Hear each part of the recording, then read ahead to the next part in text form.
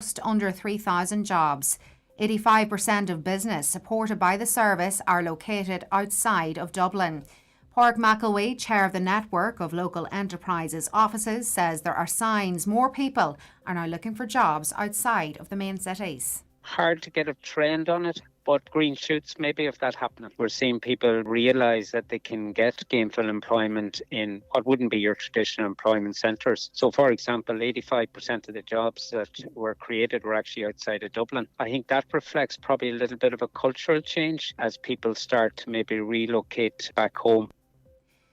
Weather now, frost and any mist and fog will clear throughout the morning, leaving another dry day with spells of sunshine developing and highs of 6 or 7 degrees. We're back with more at 10 o'clock. Until then, good morning.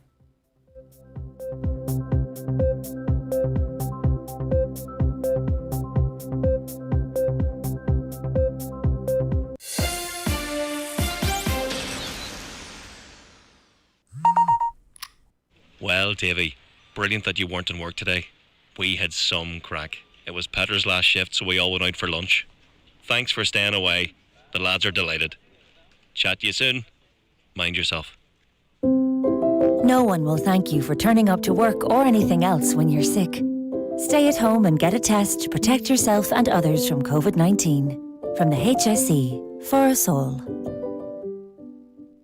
The 9 till noon show is brought to you by Letterkenny Credit Union, offering low-rate car loans with fast approval. Apply online at letterkennycu.ie or in office today. And now, it's time for the talk of the Northwest. The 9 to noon show with Greg Hughes on Highland Radio. Hello, a very good morning to you. 5 minutes past 9. It's Monday the 17th of January and a new week of the 9 to noon show kicks off. We've a busy show as always lined up for you, covering a range of issues across everything local, of course, national and international. And we want you to be involved as you always are. You can WhatsApp or text the show even if you've never messaged a radio station before. Get involved, have your say, get your view out there. 086 60 25,000. Maybe there's something you want to raise. It doesn't have to be negative or not negative, but you know what I mean. It doesn't have to be a problem. Maybe you want to highlight something positive. Whatever it is, it's your programme. Get involved. 086 60 25,000. If you want to give us a call, Caroline's taking your calls this morning. 07491 25,000 is the way you get in touch there. 07491 25,000. And your comments come via email to comments@highlandradio.com, and we still get occasional post via our post people, and you can send your letters in to Greg Hughes, Highland Radio, Mountaintop, Letterkenny. And finally, good morning, last but not least, good morning as you join us to watch the programme across our social media. We are on YouTube, Highland Radio Ireland, and also on Facebook, Highland Radio or Highland Radio News and Sport. Right, on to the newspapers this morning, and we'll start with the Donegal News. And there were amazing scenes from right across Donegal, right across the northwest and the country, of people coming together at short notice to pay their respects to a lovely lady, by all accounts, 23-year-old Aisling Murphy. She was fatally attacked on Wednesday, January 12th at 4 p.m. while out jogging along the Grand Canal in Cappincur.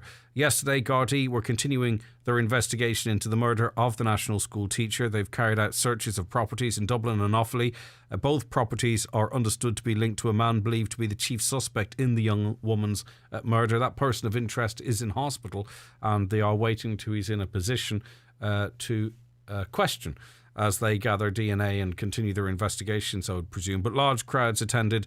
The paper focuses on Letterkenny on Friday night to remember the young teacher murdered in Tullamore. But there were gatherings as well, as is mentioned elsewhere in the article, right across the region, right across the country. And it was just unbelievable in such sad times to see people just coming together at such short notice and in such a beautiful and meaningful way. The Derry News this morning, Gardaí and Donegal are continuing to investigate the circumstances surrounding the death of a Derry man whose body was discovered in Buncrana at the weekend. Married father of two, John Kelly, originally from the Top of the Hill area in the Waterside, had been living in Inishowen for more than 20 years. He was the popular caretaker at St. Oran's National School in the town, hugely popular indeed.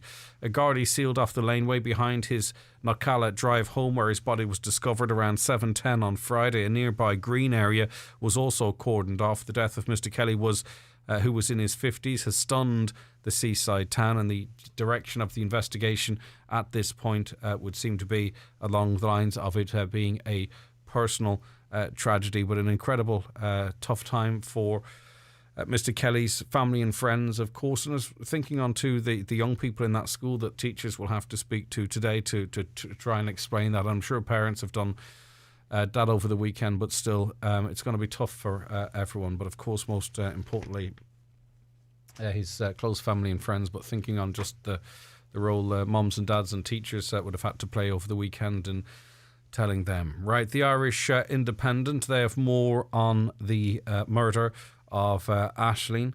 Detectives are ready to question the chief suspect in the Aisling Murphy murder case as early as today. The suspect remained in a Dublin hospital last night where he's being treated for a number of injuries that are believed to have been self-inflicted. The investigation is going very well at the moment. Huge progress has been made over the past 24 hours, according to a source. Gardaí were making preparations yesterday to interview the suspect, and there is an expectation that this may happen today as soon as he is discharged from hospital. Senior sources have also revealed that officers have spoken to a number of family members and close associates of the suspect in the hope of building up a full picture of the individual. And it has opened up a whole conversation, of course, as we were talking on Friday morning about, male perpetrated violence for some reason, and I still don't really get it because it's never been explained to me, but there are groups, some media outlets, not necessarily mainstream media outlets, and individuals on social media that seem to think this is threatening to them, saying, look, it's not me, leave me alone, it's that person, or it's that, it's down to this, and seem to find the conversation uncomfortable about male violence. The majority of violence is captured by males. I would have thought that's a useful conversation, and if you don't, if you're not that type of a person, you shouldn't feel so threatened or worried about it or feel like it's an attack on you. But a lot of people out there seem to feel that if you talk about male violence against women, that it's speaking about the men personally or individually, when clearly it's not. But anyway, if you have any views on that, 086 60 25,000, 086 60 25,000, or call 07491 25,000. The Irish Times tells us that the government is facing resistance from some of its own TDs as it seeks to keep COVID-19 restrictions in place for another fortnight. Some Fianna Fáil and Fine Gael backbenchers argued the worst of the Omicron variant surge has passed. They're calling for immediate steps to extend the 8 p.m. closing time for pubs and restaurants. I think most people would be in favour of that, wouldn't you? The likes of cinemas as well, theatres. I mean, obviously, decisions had to be made. We could argue the toss over that at around about December 20th, but it has played out, thankfully, that this wave has not had an impact on hospitals to an extent that we've seen previously. The most important figure, I suppose you could say, is in terms of people's well-being, is the ICU number. It's much lower than it has been. It's up to 89, but it was up in the hundreds before, and most of those people are not ill with Omicron, they're ill with Delta, and the hospital figures are showing a downward trajectory. So, we're very quick to bring these measures in, and arguably rightly so. Should we not be as quick then to say, right, okay, maybe the worst of the threat has passed, and now allow people to get back to work or to open their businesses in a way that they can actually make money? But it's going to take a while, seemingly, because the National Public Health Emergency Team meets on Thursday. But senior coalition sources believe there is little prospect of officials recommending a relaxation of measures before they expire on January 31st. If this progress continues, we'll be in a good place, said a high-level government figure, adding there were hopeful signs we have at least reached the peak of the Omicron surge. And paraphrasing Micheál Martin, he was saying along the lines of, we hope that NPHET will recommend in this direction. But, they are advisors, the government govern, and if they feel that, now is the time to say, right, let's reopen again and allow people back to work and to make a living, well, they don't necessarily do. They always have to wait for NPHET to give the okay. Right, Foreign Affairs Minister Simon Coveney has ordered an investigation into Champagne Gate. This is in the Irish Daily Mail, and I think when these things are given fancy names like Champagne Gate, in some way it makes them, it can, I think, for some people, make them more trivial. This is very serious. It's not a joke. When What is Champagne Gate, though? It is a party that happened when no one else could. A spokesperson for Mr. Coveney said the minister has ordered an investigation into the champagne party held in his department during a COVID lockdown. The investigation, ordered by the embattled minister 18 months after the event, will be conducted by the current Secretary-General, Joe Hackett, into his predecessor, Niall Burgess. The information emerged in the wake of an RTE radio interview by Taoiseach Leo Varadkar about the matter, in which Mr. Varadkar was forced to defend his minister's inaction on the basis that politicians do not have the power or authority to discipline civil servants. Can you imagine that? The civil servants obviously make an awful lot of the decisions, and they can't be sanctioned by elected reps. Crazy stuff. The Taoiseach also said he did not know if the event involving 20 civil servants drinking champagne was illegal, which he should. Mr. Varadkar said it was unfair to suggest Mr. Coveney was responsible for the party in his department. But if there were a party here, ultimately the person responsible would be the person that manages here, I'd imagine. But anyway, they posted a picture of it on Twitter. You know, this is not investigative journalism at the best. These idiots had this champagne get together and then took a picture of them all together, grouped together with their champagne, and posted it on Twitter. Then they deleted it. But anyway. Right, the Irish Daily Star. Taxpayers are set to get a bill for $5 million to bring back mercs and perks for all ministers. What do you think about this? Minister for Justice Helen McEntee is to bring a report to Cabinet for armed guarded drivers and cars to be reintroduced for all ministers. Currently, they are provided for only a limited number of most senior members of government, including Taoiseach, Taoiseach, Minister for Foreign Affairs and Minister for Justice. But recently, credible threats from various far-right organisations, as they're described, have led the security measure to be extended to 3 more ministers: Finance, Public Expenditure and Health.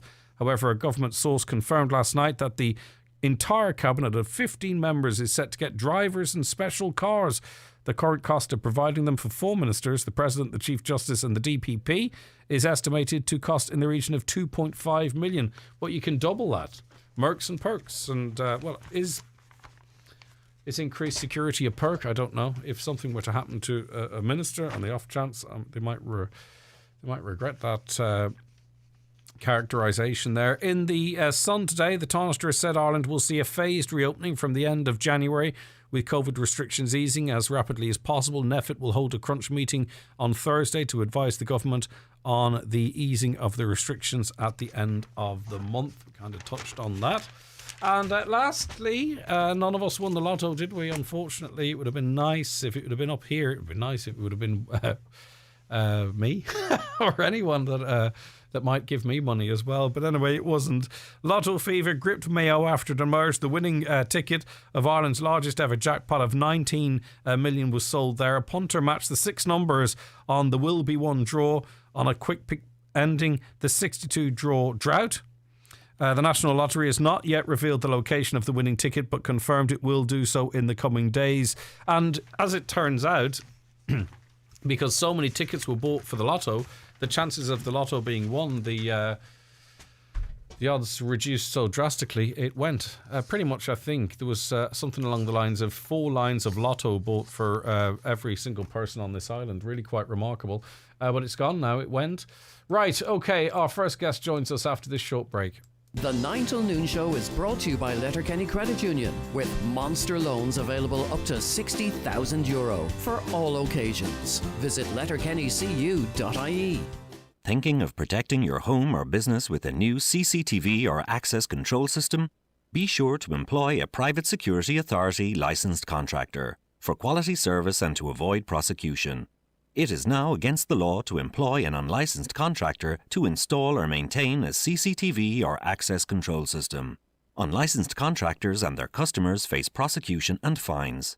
For more information and to find a licensed contractor, visit psa-gov.ie. What's gravity? When does the grass grow greener? Can people with longer legs jump higher? How are plastic cups made? How filthy are our parents? Which ingredients make the best slime? Why do we dream? Are you faster than a calculator? Could a robot be powered by fruit or vegetables? When children ask why, who knows what will happen? ESB Science Blast, delivered by the RDS, empowers students from 3rd to 6th class to discover the wonder of science by investigating simple questions, wherever their classroom is. To find out more, visit esbscienceblast.com. Hello Grace, where are you heading? Down to Made to Measure Fireplaces in Creeslough. Made to Measure Fireplaces? Didn't you just buy a fireplace there? Yeah, but I'm going now to pick my kitchen worktop. Create the kitchen and living room of your dreams at Made to Measure Fireplaces and Granite Worktops. They've been in business for over 40 years. So for help choosing granite or quartz for your worktop, fireplace or stove, visit the Made to Measure showroom at Cashel, Creeslough, or see mtmfireplaces.com or on Facebook. Highland Radio Time Checks, brought to you by Letterkenny Shopping Centre, the centre of shopping in Donegal. Free parking and shopping all under one roof. Letterkenny Shopping Centre, bringing you the time at 9:19. Now, a report into a gathering of officials from the Department of Foreign Affairs during lockdown is expected by the end of the month. Minister Simon Coveney has ordered an inquiry after a photo emerged of at least 20 staff drinking champagne at the department's headquarters. Elaine Loughlin is Deputy Political Editor of the Irish Examiner and joins us now. Hi, Elaine. Morning.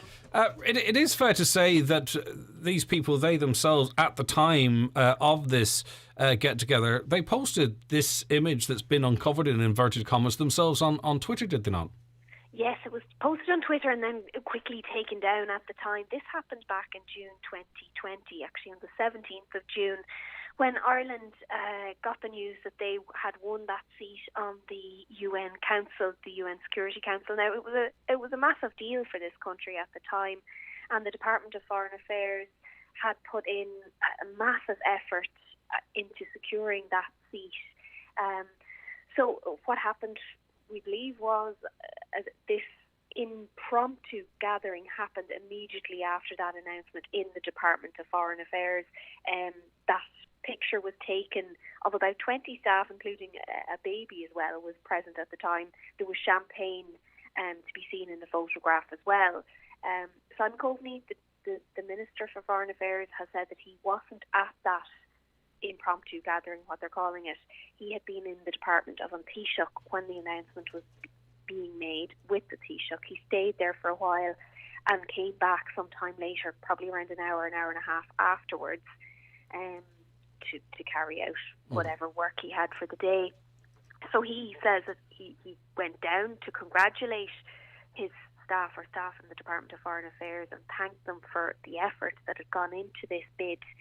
He stayed there for around 10 minutes, but he claims that he did not see any sort of a party or a gathering at that stage. So that's where we're at. Now, this didn't really get any traction at the time, although I remember seeing the image and a bit of conversation about it. Is it a case that sort of, with all the controversy that's happening with Boris Johnson and around his government, is it a case that we sort of went trawling through through the archives in this country to try and come up with a similar story? Because, as I say, and there's no harm in that, by the way, that's not a criticism necessarily, but as I say, it was broadly known at that time, but it didn't seem to get the traction then. Yes, and it appeared again over the Christmas period, so probably slightly before the latest Boris parties emerged. But at the time as well, you have to remember that Ireland was in phase 2 of reopening, so there was fairly strict measures still in place at the time. People could only meet in groups of up to 6 others from other households, and no large gatherings were permitted. So I think maybe that's why the word impromptu is being used here, because obviously we know that any sort of an organised gathering would have been against the COVID. Yeah, but that sort of suggests that they all randomly were having an individual glass of champagne and just happened to collectively bump into each other at the same time. You're very clear, obviously, on what the restrictions were at that time. Are you surprised that the Tánaiste Leo Varadkar was not sure when questioned at the weekend whether or not this was illegal or not?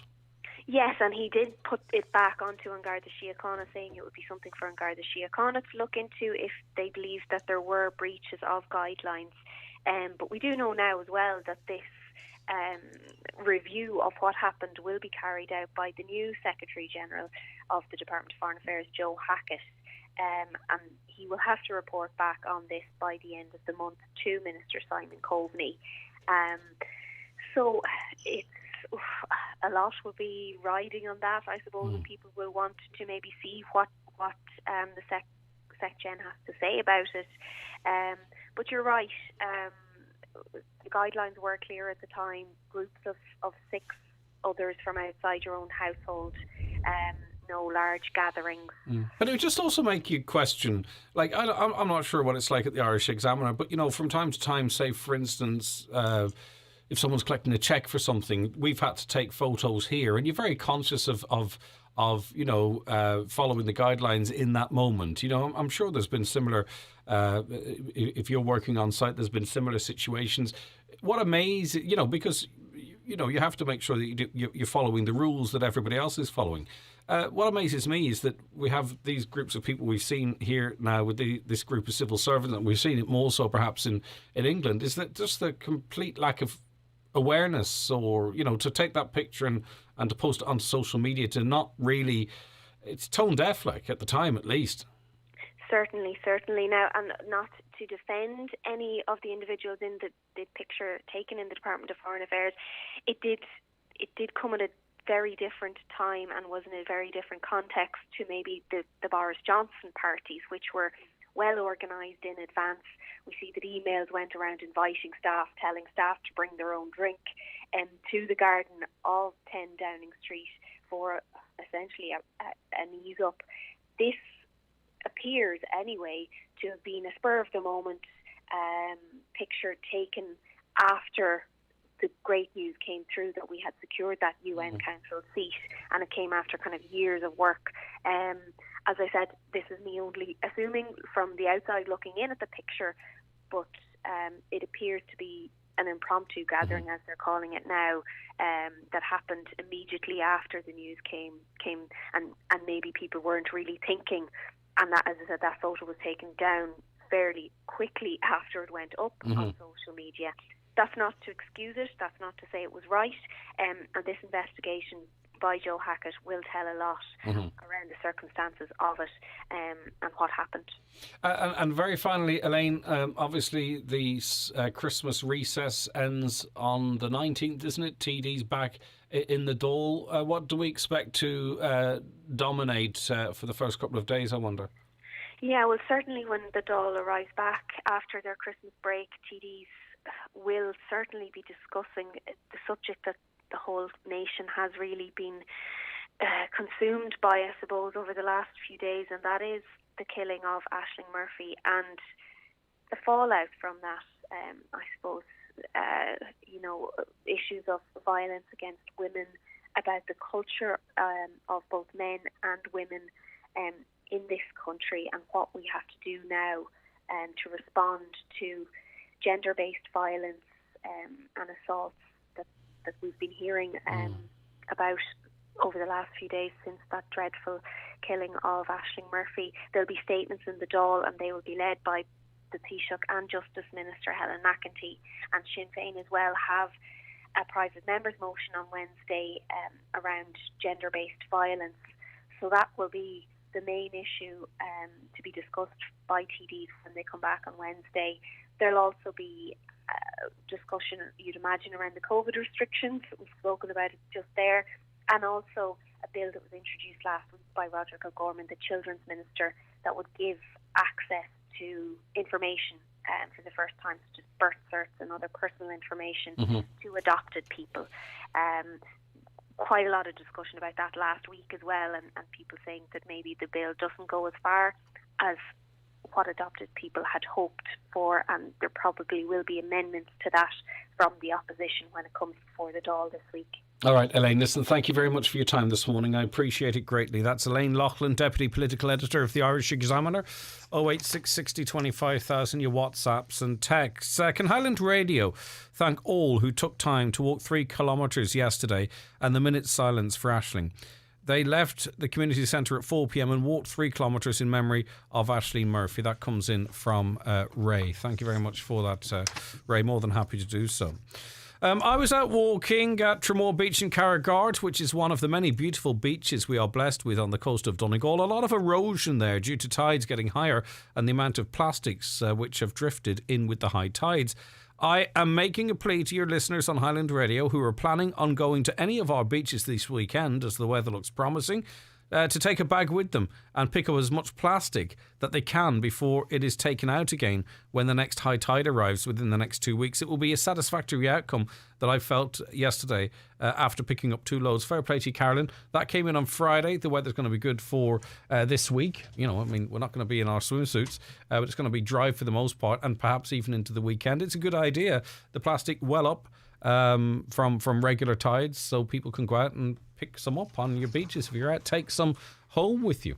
All right, 086 60 25 000. Keep them coming into us, your messages, that is. Our next guest joins us very shortly. The 9 till noon show is brought to you by Letterkenny Credit Union. Download our new app today to apply and draw down your loan wherever you are. There are many reasons people are switching to Clear Mobile this January. Serious deal. Simple as. Customer service is A1. Great coverage. There you go. Unlimited calls, texts and data with 99% 4G population coverage from $12.99 a month this January. New year. You clear? Switch today at clearmobile.ie. 30-day contract. Activation fee and fair use applies. Max data speed 5 megabits per second. $12.99 subject to eligibility. Offer ends 31st of January 2022. See clearmobile.ie for terms. Homeland Fuel offers, keeping you warm for less. 20 kg Super Therm, buy 5 bags, get 1 bag of hardwood logs free. 10 kg wood pellets, buy 10, get 1 free. Board Namona briquettes, buy 3 for €16. Shop in store or online at homeland.ie. A public interest message from Donegal County Council. A recent EPA report estimated that around 1,300 people in Ireland die prematurely each year because of poor air quality, which in rural counties like Donegal is mainly caused by the burning of solid fuels for home heating, particularly over the winter months. To improve air quality and protect our health, you can make a difference by using low-smoke fuels in all areas of Donegal. In the low smoke zone of Letterkenny, the burning of smoky coal is not permitted. Only low smoke coal whose bags carry the wording approved fuel or the Swift 7 logo should be used. To access information on the air quality in Letterkenny, visit epa.ie. Donegal County Council, protecting the environment. Win with great better than half price offers at SuperValue, like Yoplait Petit Faloo 6-pack 98 cent. Smashed it. Nestle Shreddies 720 gram 250. Epic. McVitie's Penguin 8-pack 125. Nailed it. And Lavazza Prontissimo Americano 365.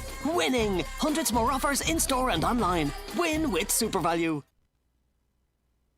Okay, you're very welcome back to the programme. Now, Oxfam says the world's 10 richest men more than doubled their fortunes during the pandemic. A report by the charities found that that was while income for 99% of the population fell. It's claimed more than 160 million people have been forced into poverty since the emergence of coronavirus. Jim Clarkin is CEO of Oxfam Ireland and joins us now. Thank you very much, Jim, for taking the time to speak to us, and good morning to you. Good morning, Greg. Good to be on. Thanks for having me. It's good to speak to you. Now, I mean, there's a narrative out there, and it's one we've tried to dispel as much as possible, that, you know, everyone is better off, that this sort of, you know, massive amount of savings which has built up, which of course for some it has, but across the board, more people are less well off, and we can't ignore that. Well, that's the reality of it. 99% of people across the world are worse off than they would have been without the pandemic. So we do have an elite group that have dramatically increased their wealth, and not necessarily through any additional economic kind of gain for society, if you like, because they're sitting on enormous assets that appreciated so hugely during that time. And yes, some people may have saved money, but do remember that so many people lost jobs, were put on temporary layoff. Particularly people in poor paid employment and casual employment, and the report talks about, you know, this gross inequality killing 21,000 people a day through lack of access to health, through hunger, through other crises. And the other part I think that's really important to mention is the huge impact this has had on women. The ILO estimates that women have lost $800 billion of revenue across the world during this past year. They've also had to take on far more care work, and women do the vast majority of care work as it is already, but because people were sick, because people were laid off and so on, we estimate that 20 million girls who were put out of school because schools closed in developing countries will not go back to school. So the huge impact on their lives and the lives of their communities into the future is enormous. And then we've seen a huge spike in the rate of gender-based violence against women and girls across the world, including here in Ireland, as we well know, during this period. Yet less than 0.000, if you can imagine that, 2% of pandemic response was spent on protecting women. So there's an awful lot. The yeah, Jim, there's an awful lot in there. But just on the headline, which is not more important than the other areas, but the fact that incredibly rich people are getting richer, there has to be, from a humanity perspective, there has to be something in place that people cannot grow their wealth in time of such crisis. Surely, I don't know how one might do it, but the fact that we have a lot of people getting much poorer and a very small amount of people getting much richer. Like, I would be ashamed to be one of those living on the same rock as everybody else. And the truth of it is, this is happening, and it's just a continuation of what's been there before. But because of the way super wealthy people's wealth is structured, there's an inevitability almost about it. But there is a solution, and the solution to this is to introduce a wealth tax. And we estimate that just in Ireland alone, if you introduced a wealth tax for multimillionaires and billionaires, you could add another 4 billion to the exchequer. Imagine the impact that could have on housing, could have on health, could have on protecting women, and so on. So there are solutions. And in fact, even some of the millionaires across the world and billionaires are saying, look, this system doesn't work. It's completely skewed. Yeah, but they could. You see, the thing about that too, though, Jim, right? They could give up their wealth or much of it if they chose to. They don't have to wait for someone to take it out of their pockets. Like, I see that, but I see them commenting that because they know it's not going to happen. So they can come from a position where it appears that they are sitting on high moral ground. But if they truly believe that, well, then they could give over some of the wealth. Some of them do, don't get me wrong. But I see it out there and I say, you know what? You don't have to wait for someone to come and take it out of your bank account. There are ways that you could be seen to say, right, I'm going to give the equivalent of what I believe should be taken off me in tax. But they don't do that because they can sit on their money, they can look good, and they know, for whatever reason, the governments aren't going to come and take the money out of their pockets. And sorry if that sounds cynical, but I see it all too much. No, that's a fair point. Look, the vast majority aren't voting for more taxes. But the truth of it is, philanthropy or charity is not going to solve our global problems. I mean, we need global solidarity. It's obscene the level of wealth that these people have accumulated prior to the pandemic, but since the pandemic, sometimes as a result of the pandemic. Some of these new billionaires are in the pharma industry, for example. And this is the same industry that is denying access to vaccines to billions of people in developing countries because they won't share their intellectual property, which we've been calling on for a long time. So we believe that the only way to do this is to have a tax, that's clear, that's understandable, that is inescapable from, if you like, for billionaires and really extremely wealthy people across the world. The only problem is that these incredibly wealthy people pull so many strings that and this is not. I don't think it's a crazy thing to suggest too that, say, for instance, even in the likes of America, that these incredibly wealthy people are very influential. And it could be the same. It is the same elsewhere as well. They're very influential as it relates to who is in power at any given time. I mean, that's the level of influence that they exercise. And so how do you ever? Because if they say, for instance, you do get a country that starts saying, right, we need to change this up, well, you would find very quickly that whichever company or a group of people, that were ruling in that country would very soon not be ruling in that country. A new group of more compliant people would be put in their place. Like, that is the way the world runs. It's not a conspiracy theory. Well, no, it's a fair point. I mean, this what we call political capture by the wealthy elites is a reality across many parts of the world. But the way to fight that is for people to be active, for societies to be active, for societies to go out and vote, for good journalists to report on these issues, for the public to become aware and to realize actually they're voting for Christmas sometimes when they're they're doing this.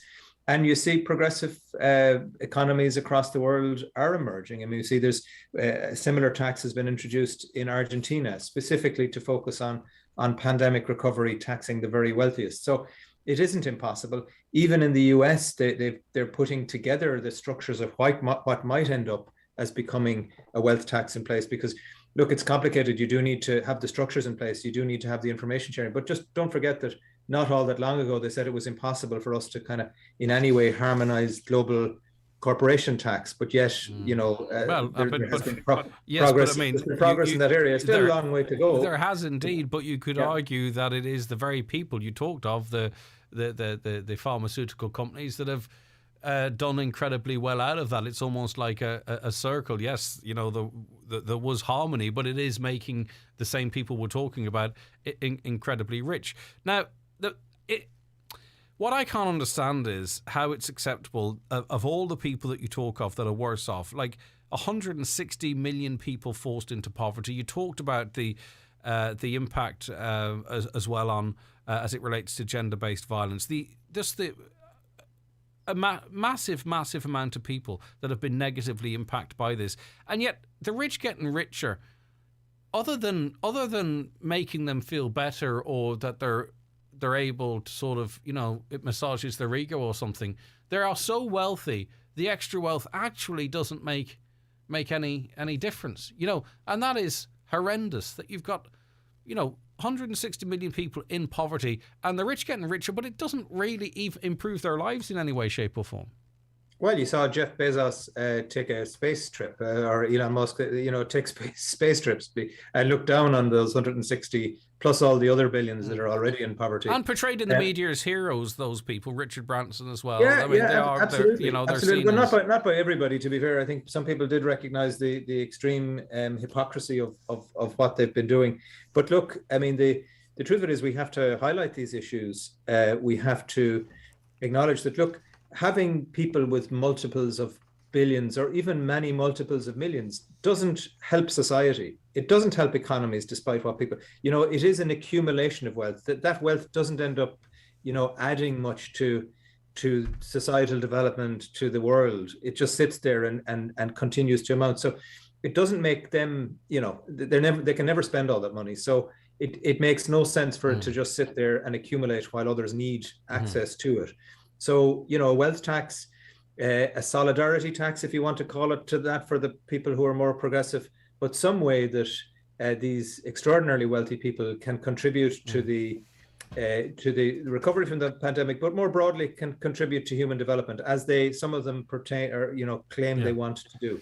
This is not connected, but it's just a question. It's something I've said on this program before, and I have an opportunity to put it to you, right? Because there's probably a very logical explanation. A lot of us, myself included, don't have an awful lot of money. If I lost my job today, I'd be struggling to pay my mortgage in month 3. That's just an absolute reality. But I'm also aware that I'm much better off than others, right? But you get the likes of, not necessarily Oxfam, but the likes of charities, ask the very rich, very famous, for us to donate to charities. How does that work? What is the benefit in that? There's some very high profile people, be it nationally or internationally, they're on adverts and they say, every little bit helps, donate what you can. And they are incredibly, incredibly wealthy people. They have more money they could ever spend. And I sit and look at that and I go, this, this doesn't sit right with me. Does it sit right with you? What's the logic to that? Well, it's not something that we in Oxfam tend to do, to be perfectly honest, but I do see it. I suppose I presume you're talking about kind of celebrity endorsement and that kind of thing for development or for charities. People do it because the group that they want to target, the group that they want to donate to their particular cause, whatever it might be, might identify with the individual. But does that not add to and legitimize the them and us situation too? Because you could argue it does. I mean, we tend not to do it. What we try to do is we try to amplify the voices of those who are affected by poverty, as opposed to my voice or opposed to somebody who's really famous's voice. But I suppose when you're when you're trying to generate support for things that matter to you, to your organization or to society, you have to look at multiple ways of doing it. So, I mean, there are all kinds of lines that you need to be very careful of, I suppose. But it's a good question and a good challenge, but tends to be not something that we focus on ourselves. But I understand why others do it. But look, I suppose the key here is that the vast majority of people, ordinary people, are extraordinarily generous and supportive. And it's not just about money, it's about solidarity. They get it, they understand, they have their struggles. Like you described, any one of us in the morning could fall through a trap that puts us in a very vulnerable position. I mean, the Social Justice Ireland are reporting that now 1 million people are living below the poverty line in Ireland when you include the rent and the mortgage repayments. So we do have a real problem here, and it's vital that we all act in solidarity. When we can campaign on issues that can make a difference to that, such as taxation, then we should line up together. The only problem is when we have governments that look after, even on a much lower level, I'm not talking about rich people, those more likely to vote, or the majority that would get a political party over the line. That seems to be the way, we see a lot of Western countries govern. If you satisfy enough people that actually vote and will get you elected, well, then that'll do. And then all of those people, and I'm not saying they don't vote, by the way, it's not a generalization, all those people that are really, really, really struggling get left behind. Well, that's up to the rest of us, to be honest. I mean, if those people, for whatever reason, aren't politically active, we need to act in solidarity. We all know that there are people living in poverty in Ireland and across the world. I think the vast majority of your listeners, appreciate that people care about these things. They also recognize that it isn't easy for vulnerable groups to participate in democracy or to participate in civil society or in media or wherever it might be. So, we need to do what we can to amplify their voices and to bring their voices to the table and make sure that they are listened to and that their concerns are brought into whatever political decisions are made. Jim, listen, thanks for your time this morning. I know you came on to speak about a sort of a specific area of this, but I appreciate you speaking more broadly and answering a few different questions there as well. It's very much appreciated. Pleasure, Greg. Thanks very much. All right, take care of yourself. That's Jim Clarkin there. He's the CEO of Oxfam Ireland. 08660 25,000. The 9 till noon show with Letterkenny Credit Union. Multiple loan payments causing you stress? Why not talk to Letterkenny Credit Union today about a debt consolidation loan? Central Auto Parts are now stocking Sunny, a water-based paint offering all up-to-date colours for all vehicles. And Celimix Commercial, the perfect paint for diggers, plant and machinery. Buy it today at Central Auto Parts, Portlink Business Park, Letterkenny. Find us on Facebook or call us on 074 9127 491. It's the Right Price Tiles and Wood Flooring half-price sale. Get up to 50% off everything in store. All kitchen and bathroom tiles, all wood flooring, all bathware, all cladding, everything's reduced. It's our biggest ever sale. The Right Price Tiles and Wood Flooring half-price January sale. Stores nationwide. Sale now on. Don't be without your favourite brand toiletries, cosmetics and fragrances with McGee's Chemist, where you can click and collect or have them delivered to your door. Email your list, no matter how big or small, to cosmetics@mcgees.ie or send a text to the dedicated order line. See mcgees.ie or Facebook for more details. Don't be without your everyday essentials with McGee's Chemist, Main Street, Letterkenny, and mcgees.ie, where the best costs less. Every year in the GAA, something unique happens. First-class rivals suddenly become first-class teammates. Fierce inter-county foes turn into friends, and yesterday's opponents now have each other's backs.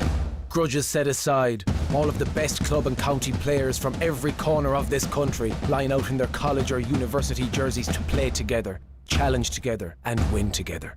It can only be the Electric Ireland Sigerson, Fitzgibbon and Higher Education Championships. It's time to hit the switch on your energy supply. Make the switch to SSE Airtricity right now, and not only will you be joining Ireland's largest green energy provider, you'll also save 33% on electricity and gas. Yes, 33%. Go to ssceairtricity.com today and get your 33% discount exclusively online. SSE Airtricity. This is Generation Green. EAB €1,802.21. Offer online only from the 10th to the 1st 22. Rates valid from the 1st to 12th 21. Subject to change. 1 year standard unit rate for new home gas and electricity customers and direct debit and e-bill. For details of EAB, T's and C's, rates, exit fee, standing charge and green energy claims, see sscelectricity.com. Okay, you're very welcome back to the 9 till noon show. 086 60 25,000. That's your WhatsApp and that's your text line. Right, okay. Louise joins us on the programme now. Louise, thank you very much for taking the time to speak to us. It's appreciated. Good morning, Greg. How are you? I am okay. Right, you and other parents and guardians in Inishowen have come together. Is it to get a school bus stop moved? Tell us what the problem is and what you're looking to change. There's 19 children standing at two very busy junctions, and we all came together just to try and get the bus moved, the bus stops moved, and we had success. Exactly. So people come together and they organise and they do it correctly. It reaps results. So what's going to be changed now, Louise? The bus now is coming down the back road and doing 3 pick-up points along the back road. So it takes the children off the two junctions. How dangerous was it before? Very dangerous. There's a lot of traffic on it, and there's been a lot of accidents over the years at these two junctions. And you can imagine cold winter's morning, rain, lots of different lights at the junction. Yeah. It sounds like an absolute nightmare. It was very dangerous, and it was heart-wrenching at times being at the junctions, like just with the children. How long did it take Bus Éireann to take on your views and to agree to change? Well, we started this back in September, and Bus Éireann initially turned us down, said it would incur additional mileage, cost and time, and we just kind of pushed on at it. We got yourselves involved. I would like to thank you for that, for highlighting it. We got a few councillors involved, and Patrick McLaughlin has been fantastic. He came out to us and everything and seen the junctions and seen how dangerous it was. And the takeaway message is, again, people power works. People power. Channel your inner Paddy Diver and Patricia Diver. I'm telling you, Paddy Diver has given us a lot. He's lit a fire. He's lit a fire. Yeah, definitely lit a fire for us. Fair play. Very Nice one, Louise. Okay, well done to you and all the other parents and anyone who assisted in it. And that bit of that I'd say it's not more than a bit, that worry, that anxiety in the morning, wondering is it going to happen this morning. Hopefully that's been eased now. Yes, it has. It was such a relief this morning, just dropping them off at the new bus stop. Brilliant. Well done to you. Thank you so very much indeed. Thank you very much, Greg, to you and your team. No, it's our pleasure. That if we had any help, influence at all, that's excellent. Right, now, John Lee's executive editor of the Irish Daily Mail, and he joins us on the programme now. John, thanks very much for taking the call today. Thanks for having me, Greg. Right, now, we know there was some conversation about some members of the Cabinet receiving or getting protection, effectively guarded bodyguards. What are we learning now? That's being extended to all ministers, or what's the story? Yes, the government have accepted in recent days a Garda inquiry or review into the safety and security of government ministers. And the decision has been to accept their recommendation that all 15 cabinet ministers be provided with a state-of-the-art state car and 2 bodyguards, armed bodyguards, to protect them at all times. And I'm also reluctant to get into, the old pejorative definition of state cars and mercs and perks and all that. This comes from a review directly done by Garda Commissioner Drew Harris into increasing safety concerns around our cabinet, principally, but I think concerns around politicians with a change in the public tone. I think in recent times, attacks on politicians in other jurisdictions, and a number of security incidents around politicians in Ireland, including cabinet ministers. Yeah, it's interesting your comments on the Mercs and Perks tag, because I made the same a little earlier in the hour. But this is...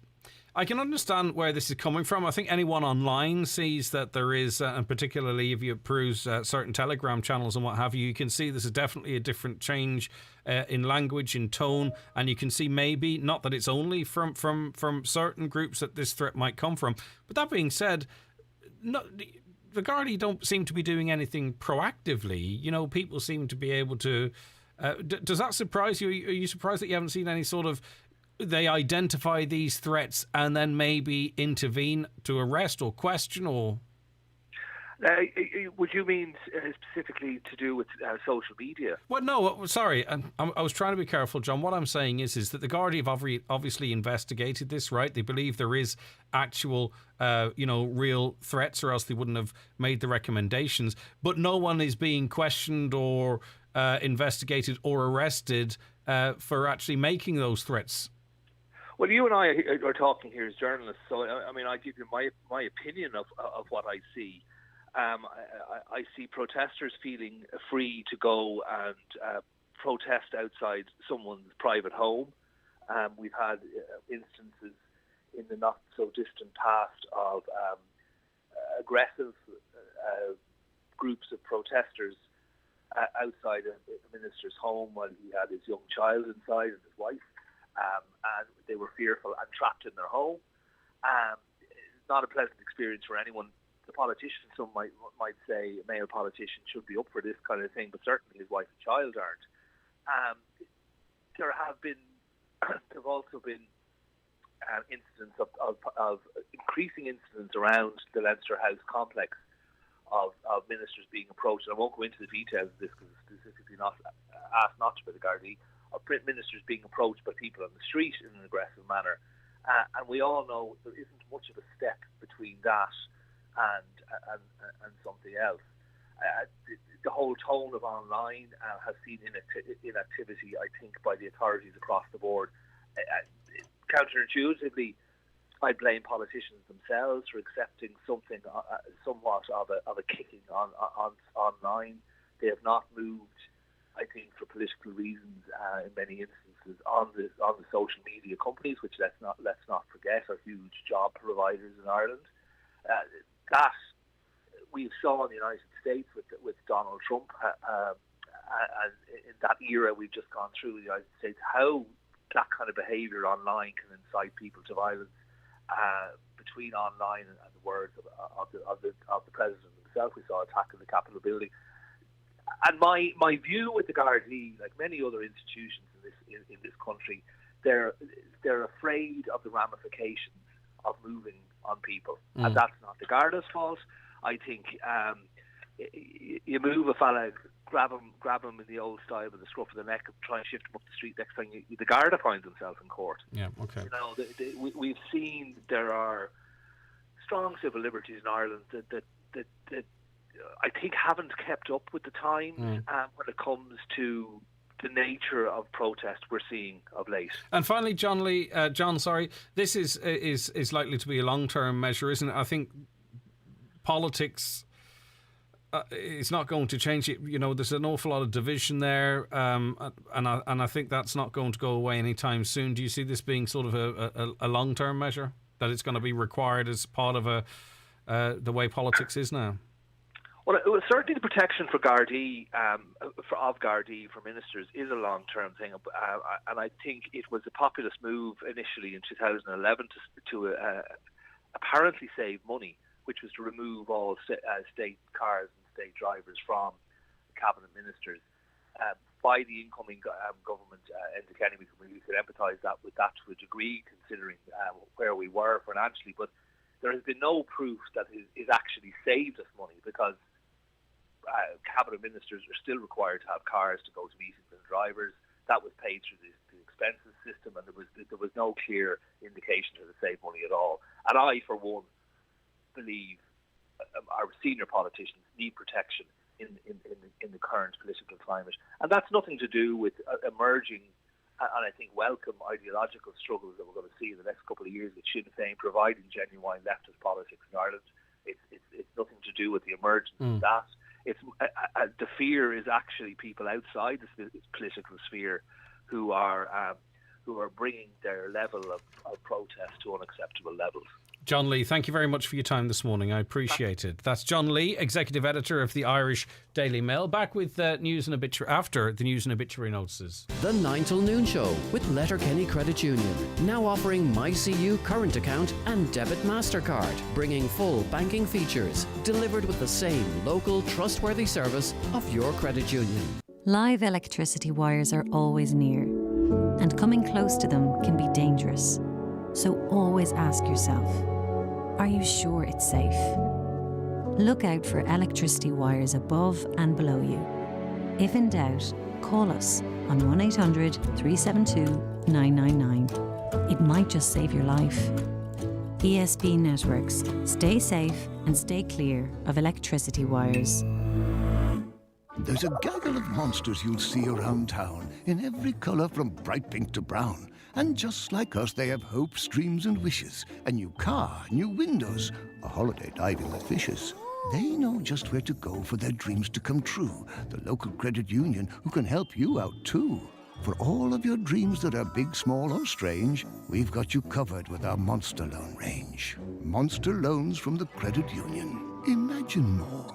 Loans are subject to approval. Terms and conditions apply. If you do not meet the repayments on your loan, your account will go into arrears. This may affect your credit rating, which may limit your ability to access credit in the future. Credit unions in the Republic of Ireland are regulated by the Central Bank of Ireland. Recently engaged? Discover your dream Donegal wedding at Jackson's and Villa Rose in the heart of Ballybuffet with our wedding venue showcase on Sunday, January the 23rd. Contact our wedding team to book your showcase appointment with Jackson's and Villa Rose.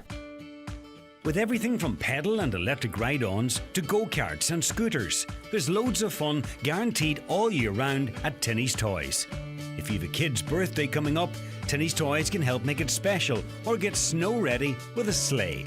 Visit Tinny's Toys on Leck Road, Letterkenny, or shop online for express delivery at tinnystoys.com.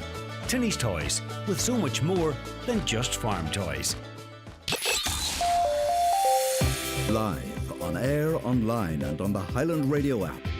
This is Highland Radio News. It's 10 o'clock. Good morning. I'm Catherine Gaffney. Gardaí investigating the murder of Aisling Murphy are checking the DNA of a suspect in hospital against samples taken from the crime scene. Detectives are still waiting to question the man who's being treated for a number of injuries in connection with the teacher's death. The Grand Canal in Tullamore, where she was attacked last Wednesday, is also being searched for any weapon which might have been used. A number of vigils took place across Donegal over the weekend in memory of Aisling. Kevin Doyle, head of news with Independent News and Media, says significant progress is being made in the investigation. A number of searches have taken place at a house in Dublin and a house in a village just outside Tullamore. They have gathered a lot more DNA evidence from the scene. They have DNA evidence from that Falcon bike that was circulated in media towards the end of last week. And they have a man that they want to question, but at the moment they haven't been able to because he is in hospital receiving treatment. A report into a gathering of officials from the Department of Foreign Affairs during lockdown is expected by the end of this month. Minister Simon Coveney has ordered an inquiry after a photo emerged of at least 20 staff drinking champagne at the department's headquarters. They were celebrating Ireland winning a seat on the UN Security Council in June of 2020 and weren't wearing masks or social distancing.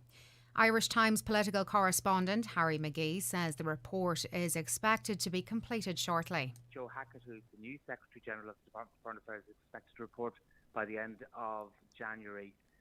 Essentially what he's been asked to do is to interview everybody who was at this particular gathering, which occurred on 20th of June 2020, during the height of the lockdown, and find out exactly the circumstances behind the occasion. A South Donegal deputy has criticised suggestions that COVID restrictions here will be lifted on a phased basis.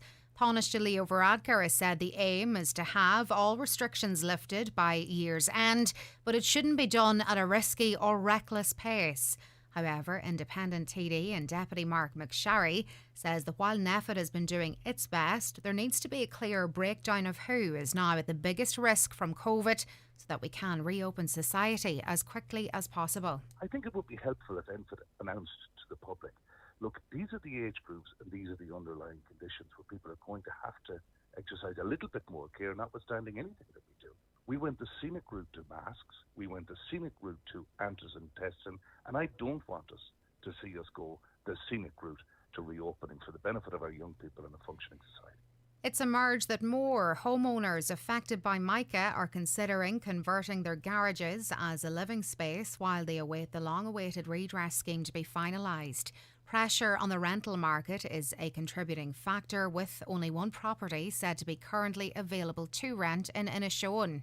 A number of other measures are also being considered in a bid to house those affected, while repair works to their homes are being carried out.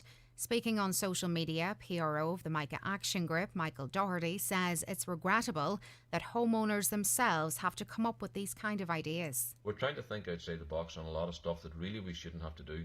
If other people had this paid to look after this stuff, was doing this and doing this right, homeowners like ourselves wouldn't be doing it. But in the absence of it, we'll have to do it, and that's where it's at. But very shortly, they have to take proper responsibility for this scheme and get it rolled out. That's why that stakeholder group is so important, and I want to be sitting across the table from the likes of the Housing Department and the Council and the Housing Agency and the others that have the power to say yes or no to these things that we're now asking for. And the Taoiseach and Minister for Enterprise is this morning launching the Local Enterprise Office's annual employment results for 2021.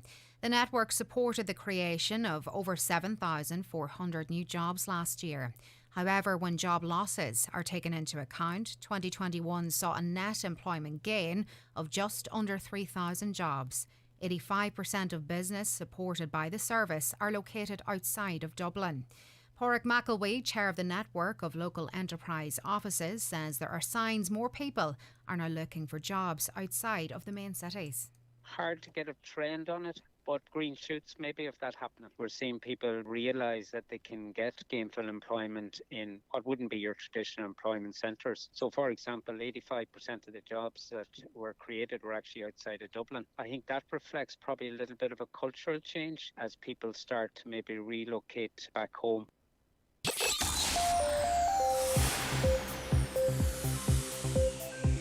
Weather now, well, another dry day with spells of sunshine developing, highs of 6 or 7 degrees. We're back with the headlines for you at 11 o'clock. Until then, good morning.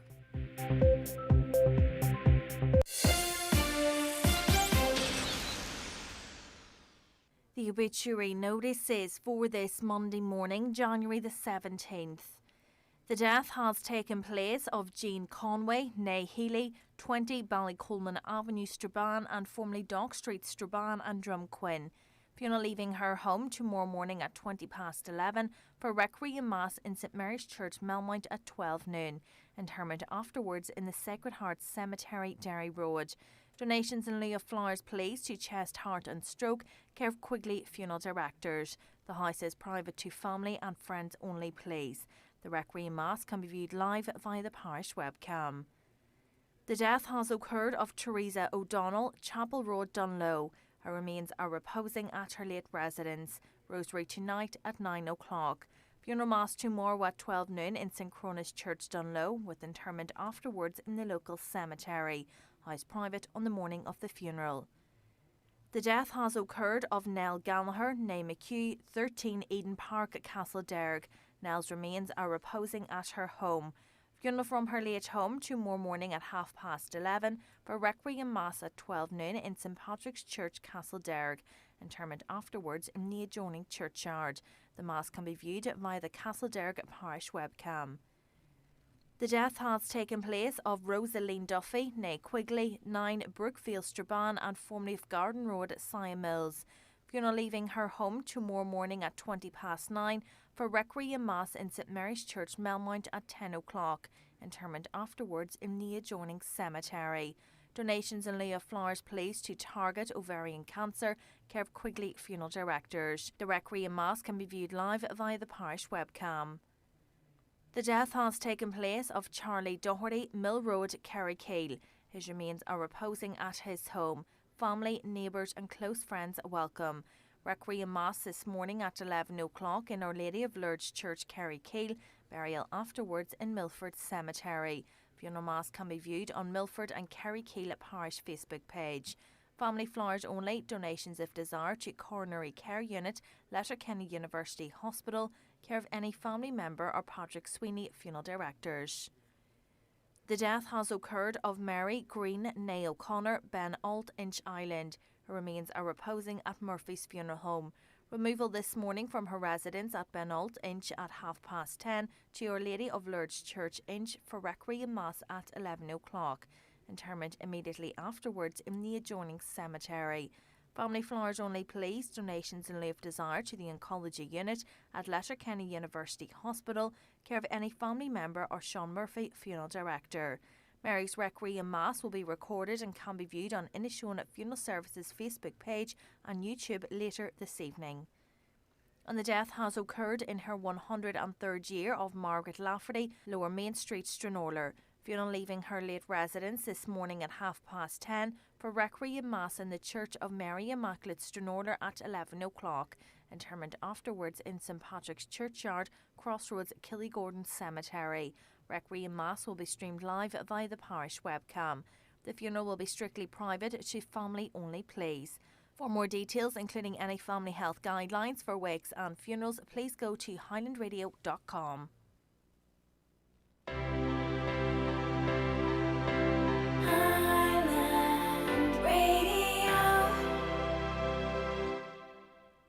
There's not a minute to lose when you want your home to be as safe as houses. So get safe and save too with a big €40 reward and great value home insurance cover. All it takes is one big click or call. Just visit supervalue.ie/insurance or call 0818 010101 and our SuperValue team will save the day. Now let's get moving. Terms and conditions apply. €40 in rewards includes two €10 off €40 vouchers plus 2,000 real rewards points equivalent to €20. Offer excludes contents-only policies and is valid until 28th of February 2022. This home insurance is underwritten by AXA Insurance DAC. SuperValue Financial Services DAC, trading as SuperValue Insurance, is regulated by the Central Bank of Ireland. With all the stories that matter across the Northwest, it's Greg Hughes on the 9 to Noon show on Highland Radio. And you're very welcome back to the second hour of, well, it's your first welcome to the second hour of the show, but you're very welcome back to the programme more generally. As it relates to this extra security for ministers, how much extra does this cost the state? I think 5 million was a figure we saw reported in the papers this morning. Want to thank Louise and Colin for heading the bus stop change. A very happy mummy today. That comes in for Katrina. Katrina, lovely to hear from you. Thank you. It annoys me when I see, for example, Liam Neeson and company pleading for us to donate to a third world charity, him worth over 100 million. Why not ask a few of his friends to spread their millions instead of pleading with us who are about getting on with it? Another no better example of millionaires advocating for the poor while holding on to their own vast fortune is U2 and Bono moving their business to Holland to avoid tax. Jeff Bezos could give every person in the world 1 billion each and still have over 180 billion in his back pocket. I'm not sure the figures are exactly right there, but I take your point. Was up in Corravady Wood yesterday. So sad to see all the dog number 2s. You wouldn't think that people would pick it up after them. I seen a woman walk on it because she didn't see it. She said she's been all over Ireland and Donegal is the worst she's ever seen for dog poo. And they say it's bad in Letterkenny as well. People not picking up their dog poos. Were you out and about at the weekend? Did you see the same? A party is a party. How many times do we have to hear error of judgments? Lessons will be learned. Well, very often. Read the discussion on violence towards women. Let's have a balanced debate on this serious issue and not allow it to get hijacked by toxic feminist groups who are trying to use Aislinn's murder for their own agenda to demonise men. Who are these groups that you talk of? I don't understand how any man who is, respectful of women, all men or anyone of society feels threatened by a conversation about male violence on women. I still don't understand why that is so threatening to some. If you want to explain it more so, it seems sometimes it's aligned with different views, but I don't know. I don't understand.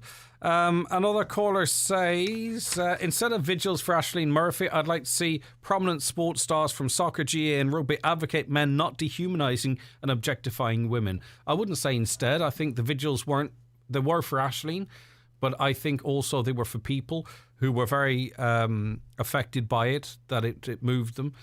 You had grandmothers ringing their daughters, or fathers ringing their daughters saying, don't go out for that jog this morning, will you not please?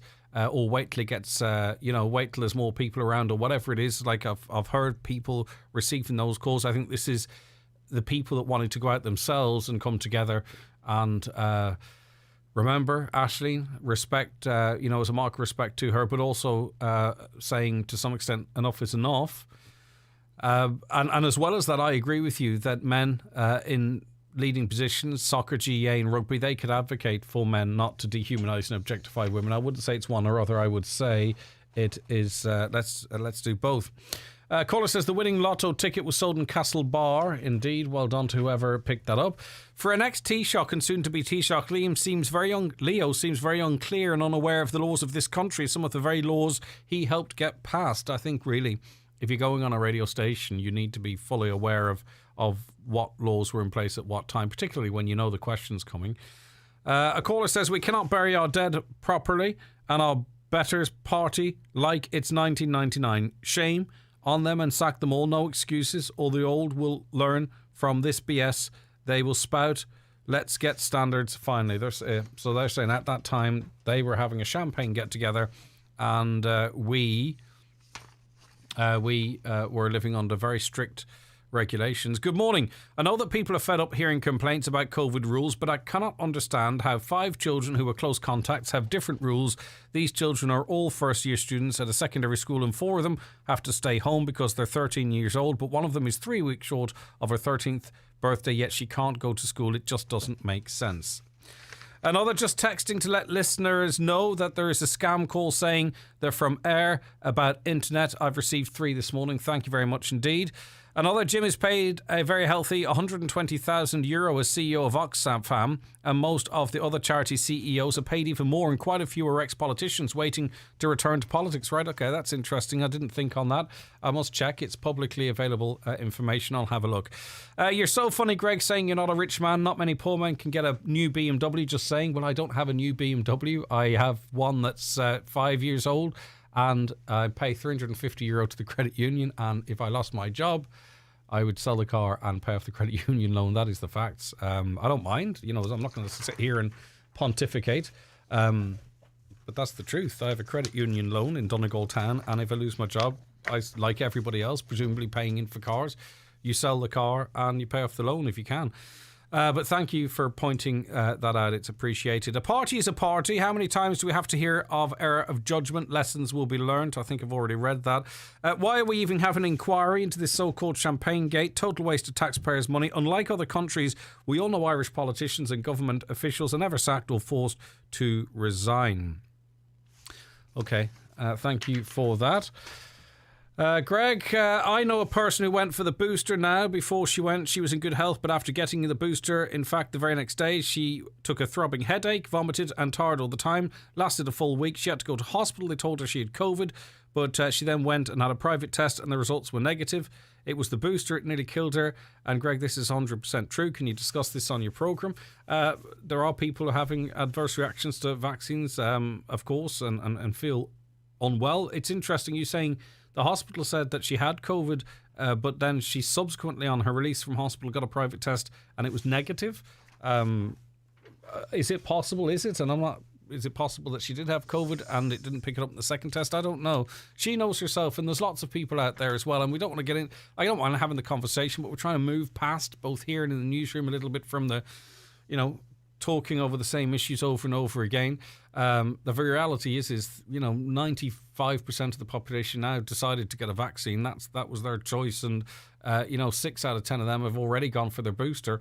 It seems to be that's the will of the people. But if if you want to let us know what the situation is I know people that got bad reaction to the booster vaccine as well. I don't think it's a secret. They were very off form for a couple of days. 086 60 25,000, the WhatsApp or text line, or call us on 07491 25,000. Our next guests join us after the bingo numbers and a quick break. It's time for NCBI Bingo on Highland Radio. It's Monday the 17th of January. You're playing on the green sheet. The reference number is S11. It's game number 3. The numbers are 9, 1, 40, 50, 20, 34, 52, 23, 28, and finally 30. Phone your claim to 9104833 before 8 tonight, leaving your name, contact number and the name of the shop where you purchased your book, and we'll call you back the next working day. Get all your NCBI bingo information at highlandradio.com. The 9 till noon show with Letterkenny Credit Union, now offering MyCU current account and debit MasterCard, bringing full banking features, delivered with the same local trustworthy service of your credit union. Need a new part for your Ford car or van? Why not call to OMS Auto Parts in Buncrana? With a massive stock of Ford parts, you're sure to get the part you need. Free next day delivery on orders over €50. Call 074 9361924 or shop online at omsautoparts.ie. Brian McCormick Sports and Leisure Main Street, Letterkenny. The big winter sale is now on with great reductions throughout the store. Selected kids' clothing reduced to clear. Also Adidas tracksuits for all ages on bmcsports.ie. Men's and women's sports clothing with discounts of up to 40% off. Check out the Brian McCormick's winter sale in store or click on bmcsports.ie. At Electric Ireland, electric vehicle drivers can enjoy up to 7,500 kilometres of free at-home electric vehicle charging with 100% green electricity. That's up to 7,500 kilometres of possibilities. From seeing friends and family to taking road trips and making memories. Visit electricireland.ie/greenev to switch today. Electric Ireland. We're brighter together. Estimated annual bill €1,225. New customers on 1-year residential green electricity plan. Discounted unit rate, standing charge and PSO levy. See electricireland.ie/greenev for terms and conditions. If you've recently had a smart meter installed, Electric Ireland has good news for you. Help reduce your energy bills even more with our new range of plans. Like the Weekender plan, which gives you free electricity on either Saturday or Sunday. That's the free electricity sorted. Now all you have to do is figure out what day suits best. Search Electric Ireland smart meters to discover the right plan for you, because we're brighter together. Smart meter required, 12-month contract, early termination fees and T's and C's apply. See electricireland.ie. Highland Radio Time Checks, brought to you by Letterkenny Shopping Centre, the centre of shopping in Donegal. Free parking and shopping all under one roof. Letterkenny Shopping Centre, bringing you the time at... All right, the time is 21 minutes past 10. You're very welcome back to the programme. Now, let's get back to this conversation about what type of a leaving cert will be held this year. There's different views out there. Some of the teachers' unions say they want it to be, traditional exam only. 2/3 of students, it seems, according to a recent survey, want it to be a choice, the same as we saw previously. Let's talk to a couple of students to see what they think. We'll start with you, Ben Callahan, head boy at St Columba's College in Stranraer. Good morning to you. Thanks for joining us. Good morning, Greg. How's things? It's good. What's your view? As I say, we can't presume, we know that all students aren't in favour of choice or a hybrid system. 1/3 of them want the exam to be sat as it always was. What's your view, Ben? To be honest with you, Greg, it's just that we need clarity. To be honest, that's my kind of view of it. And every single student is going through the exact same thing here at the minute. For our own education and our own mental health, it's really like a cloud has been put in front of our eyes here, and we can't see what's going on. Mm-hmm. Many representatives of colleges have said that this model doesn't suit the high achievers. It only suits the high achievers, but this model suits the majority of students. Every single student that I have been speaking to, I know that there's 1/3, of course, but I think for a level playing field, I think that having the cushion going into the exam is the best option, because this is what has happened the last previous 2 years. And I know the argument proposed is that the inflation of grades has went up. I understand that. But at the same time, it needs to be done. There needs to be something, because we have missed 97 days of in-school learning. 97 days. That's without the fact if you caught COVID or a teacher caught COVID. Yeah, that's going to vary. That's a minminimum, isn't it? It's 97 minimum. Yeah, that's the base minimum since the start of the pandemic, and we are really being overlooked and overshadowed because this is our leaving cert.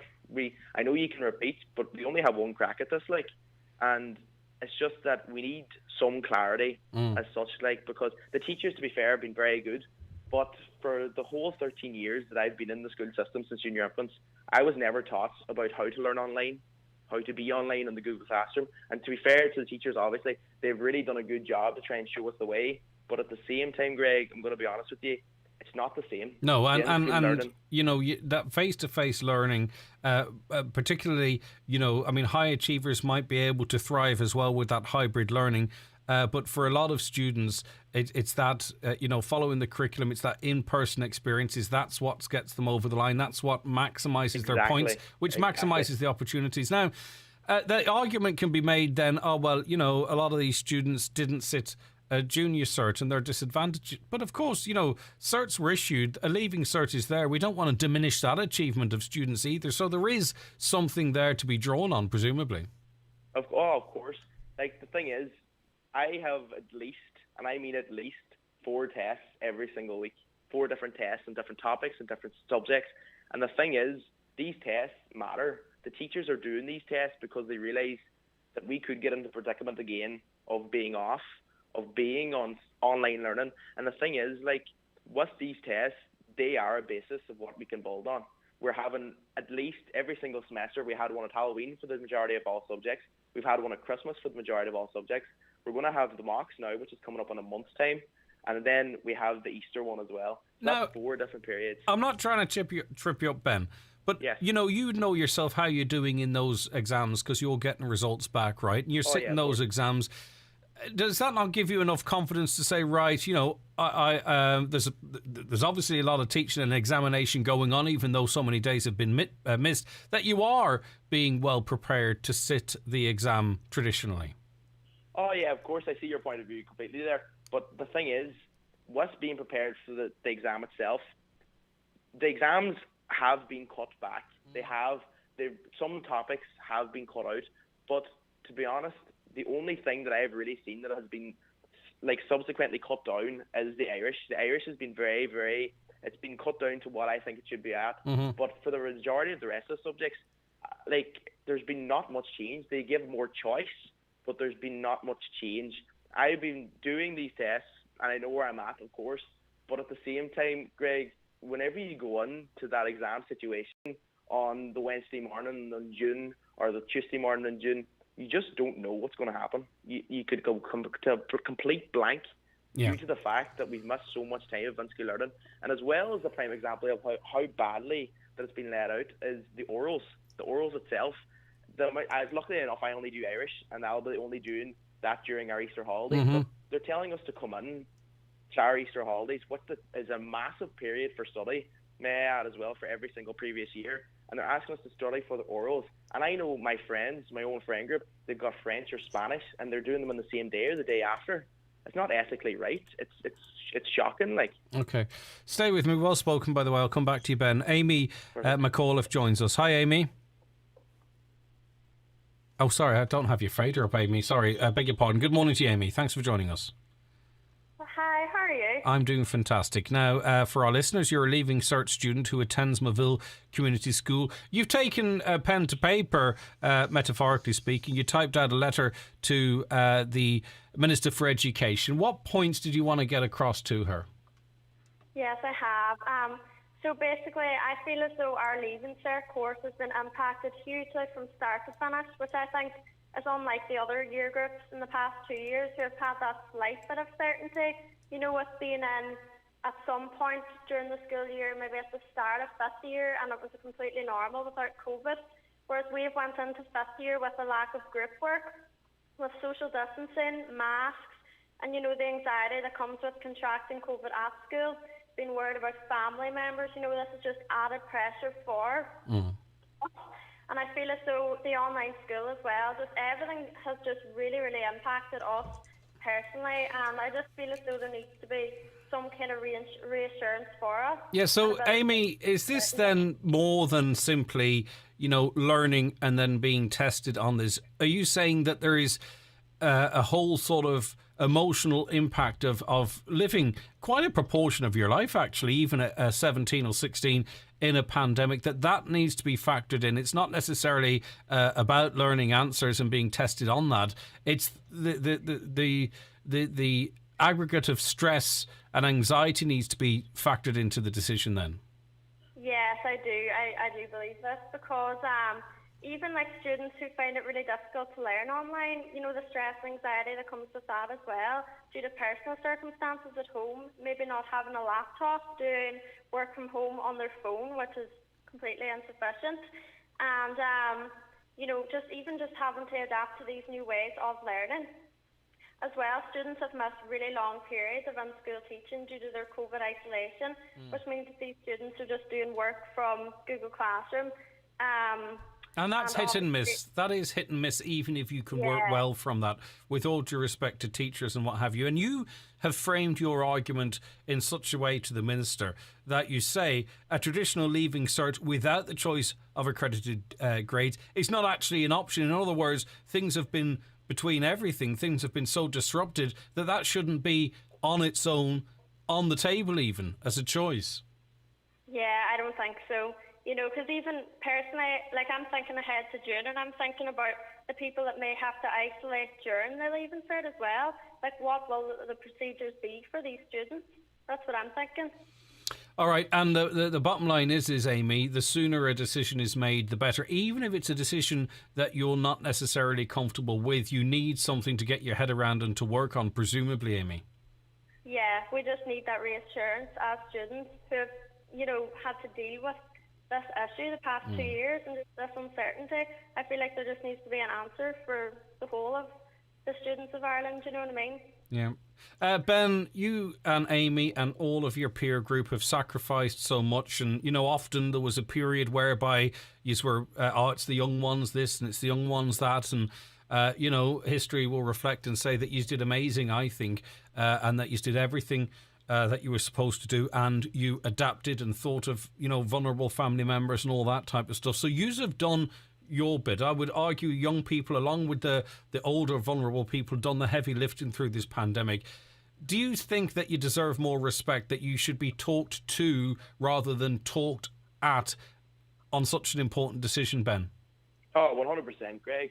I just feel that the decisions are being made for us. And as an 18-year-old young lad that's going to be voting in the next couple of years, these decisions are being taken out of my hand. And there's so much that I would love to say to these people. I also wrote to Norma Foley.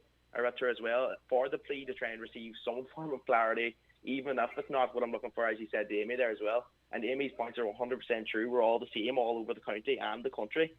And to be honest, I just would love if the ministers themselves or our local politicians could get behind us and actually fight for our plea. Like, it genuinely is, because we are hopeless at the minute. We've got no form of clarity. We're in the exact same boat as we were September or in fifth year, and we just need some form of traction to try and gain some leverage here, because these decisions are being made for us, and it's out of our hands. And it's our future. And Amy, you know, the debate comes up around every election time and in between, you know, should 16-year-olds get the vote? And people argue back and forwards. You know, we've got a lot of 16, 17, 18, 15-year-olds in rare cases. 2/3 of them are saying something and they're not being listened to. You know, it's a bit of a convoluted way I'm putting it out, but in one conversation it's like, right, let's listen to 16-year-olds, let them have their say on national politics. But on something so simple for the greater population that affects them so much, we're not listening to you guys, Amy. Yeah, exactly. I feel like, you know, we are the future at the end of the day, and we are the future for our country. And I feel as though as well, just, you know, they aren't really taking our well-being into consideration and how we may be feeling about all of this. having, struggled so much the past few years, I just feel as though there just needs to be the sense of clarity for us, because it's just so out of our control and so out of our hands. And, we can try our best in every class test, and, we can try our best with this, but it's just out of our control at the end of the day. Like, yeah, we might do well in every class test, but without the choice of a hybrid leaving cert, something could happen on the day. Okay, Amy, listen, very well spoken, and you, Ben, as well. I've got 2 older boys, 17, 18 and 14 and 15 through this. I'm incredibly proud with what they've done, and I'm incredibly proud of you guys and all of our young people who have done so well through the most incredibly difficult times, and I think that should be recognised, and I really genuinely believe that you should be listened to, and you shouldn't have to campaign on this. The majority, if you want a hybrid leaving cert, and there are people paid incredible amounts of money, more than you guys will probably earn or I'll ever earn, to sort of make these decisions or to figure out ways to do it. And that's what they should be doing, listening to you and doing it. But listen, you have done yourselves proud again this morning. Thank you very much, both of you. Thanks very much, Greg. All right, Amy, well done. Ben, well done. And brilliant speakers making very clear and coherent points that really should be listened to, shouldn't they? Right, don't go anywhere. We're going to go silent for 3 minutes. If you're watching us on social media, stay where you are. But for you...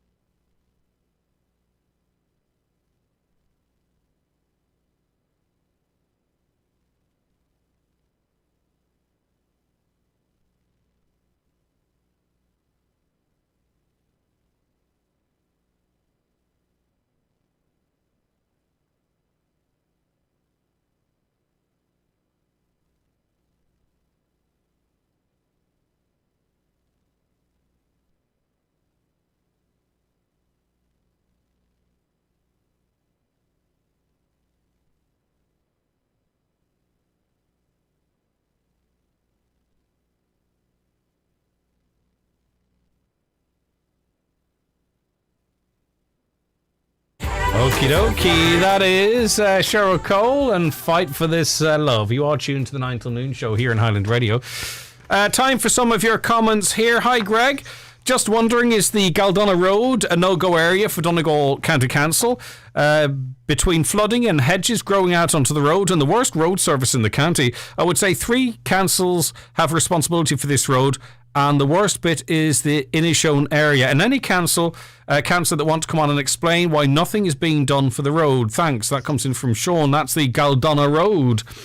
Hi Greg, the lovely wee town of Convoy is absolutely shocking with dog poo. Shame on these people who don't pick up after their dogs. And it's not all dog owners too, by the way, because I think sometimes dog owners think that everyone's talking about them. There's a small amount of people who don't pick up their dog's mess.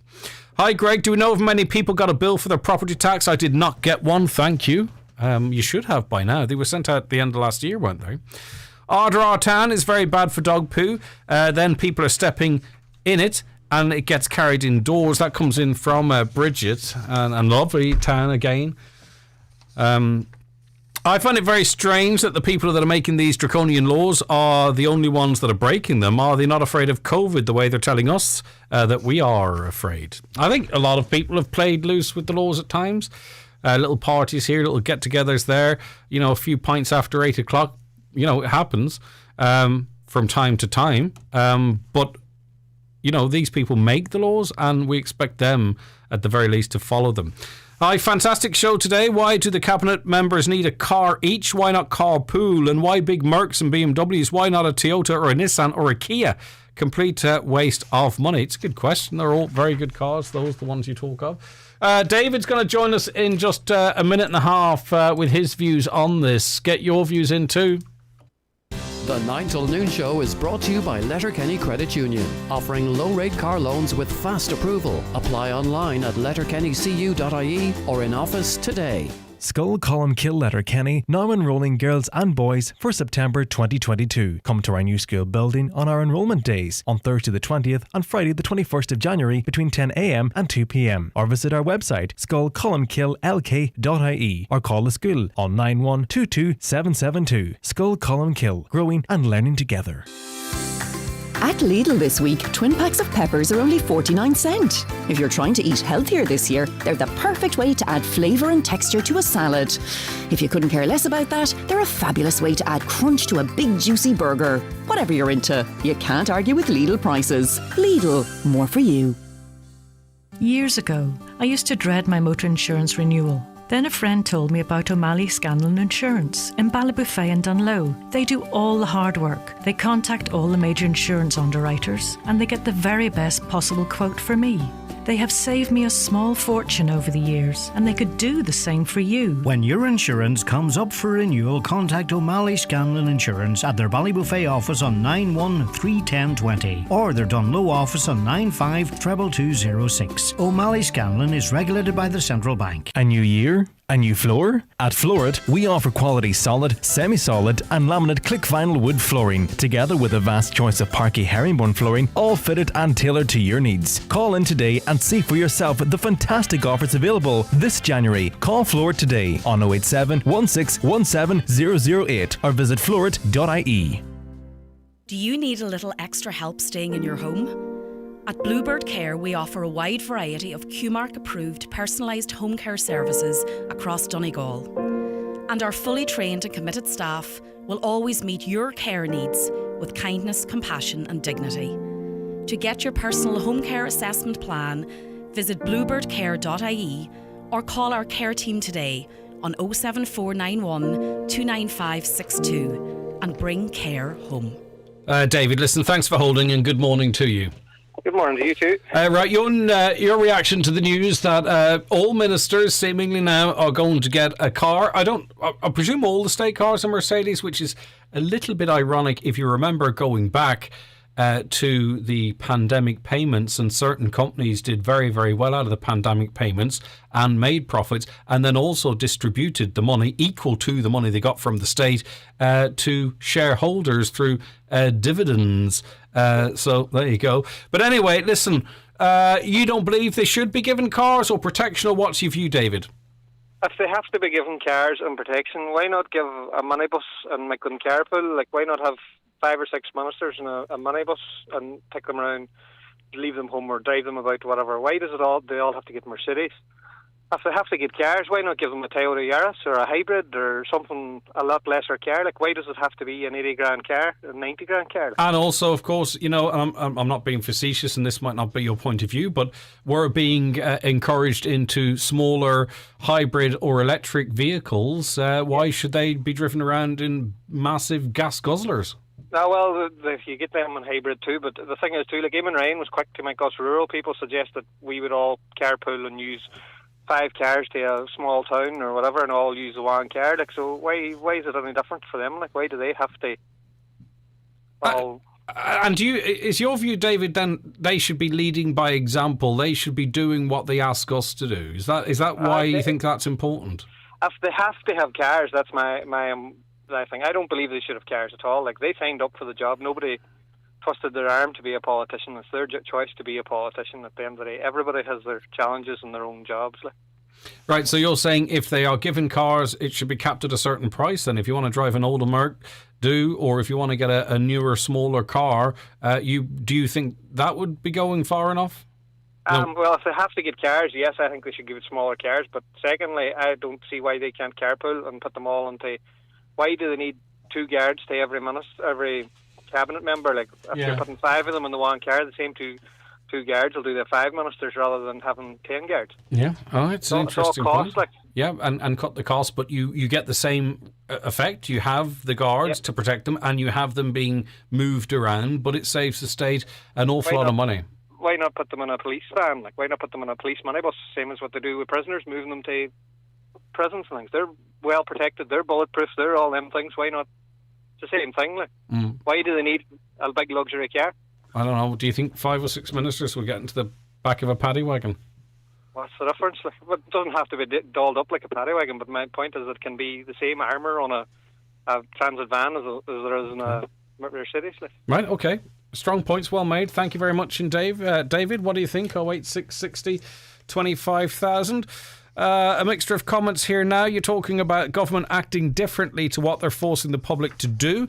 If this was a real health risk, they wouldn't be partying, they'd be scared. They're not scared, they're laughing at you, me and everyone else. Can we please open our eyes and see what's happening? Again, listen, I think, the majority of people out there at times perhaps let their guards down or made personal decisions, right? But those who make those decisions are held up to a higher bar. I don't think it'd be ridiculous for us to suggest that the majority of us haven't maybe bent the rules from time to time, but we've been all living exactly as we should, and they're partying like it's 1999, as a previous texter says. I think really it's more to do with the fact that, firstly, it's stupid to do it. Secondly, how stupid is it to take a picture? And thirdly, how stupid is it to post that picture to social media? This wasn't investigative journalism here. This was they posted a picture themselves to social media. But listen, I take your point. Very well said. I'm sick listening to these rich gits begging off the poor. Give some of their own money and shut up about it. Another was wondering how long it would take for someone to mention Liam Neeson on the ads. Would he ever get a life? And that's another point of view, by the way. Like, it is possible that his contribution you couldn't put a financial value on it, that his contribution is such that it brings an awful lot more money into the charity.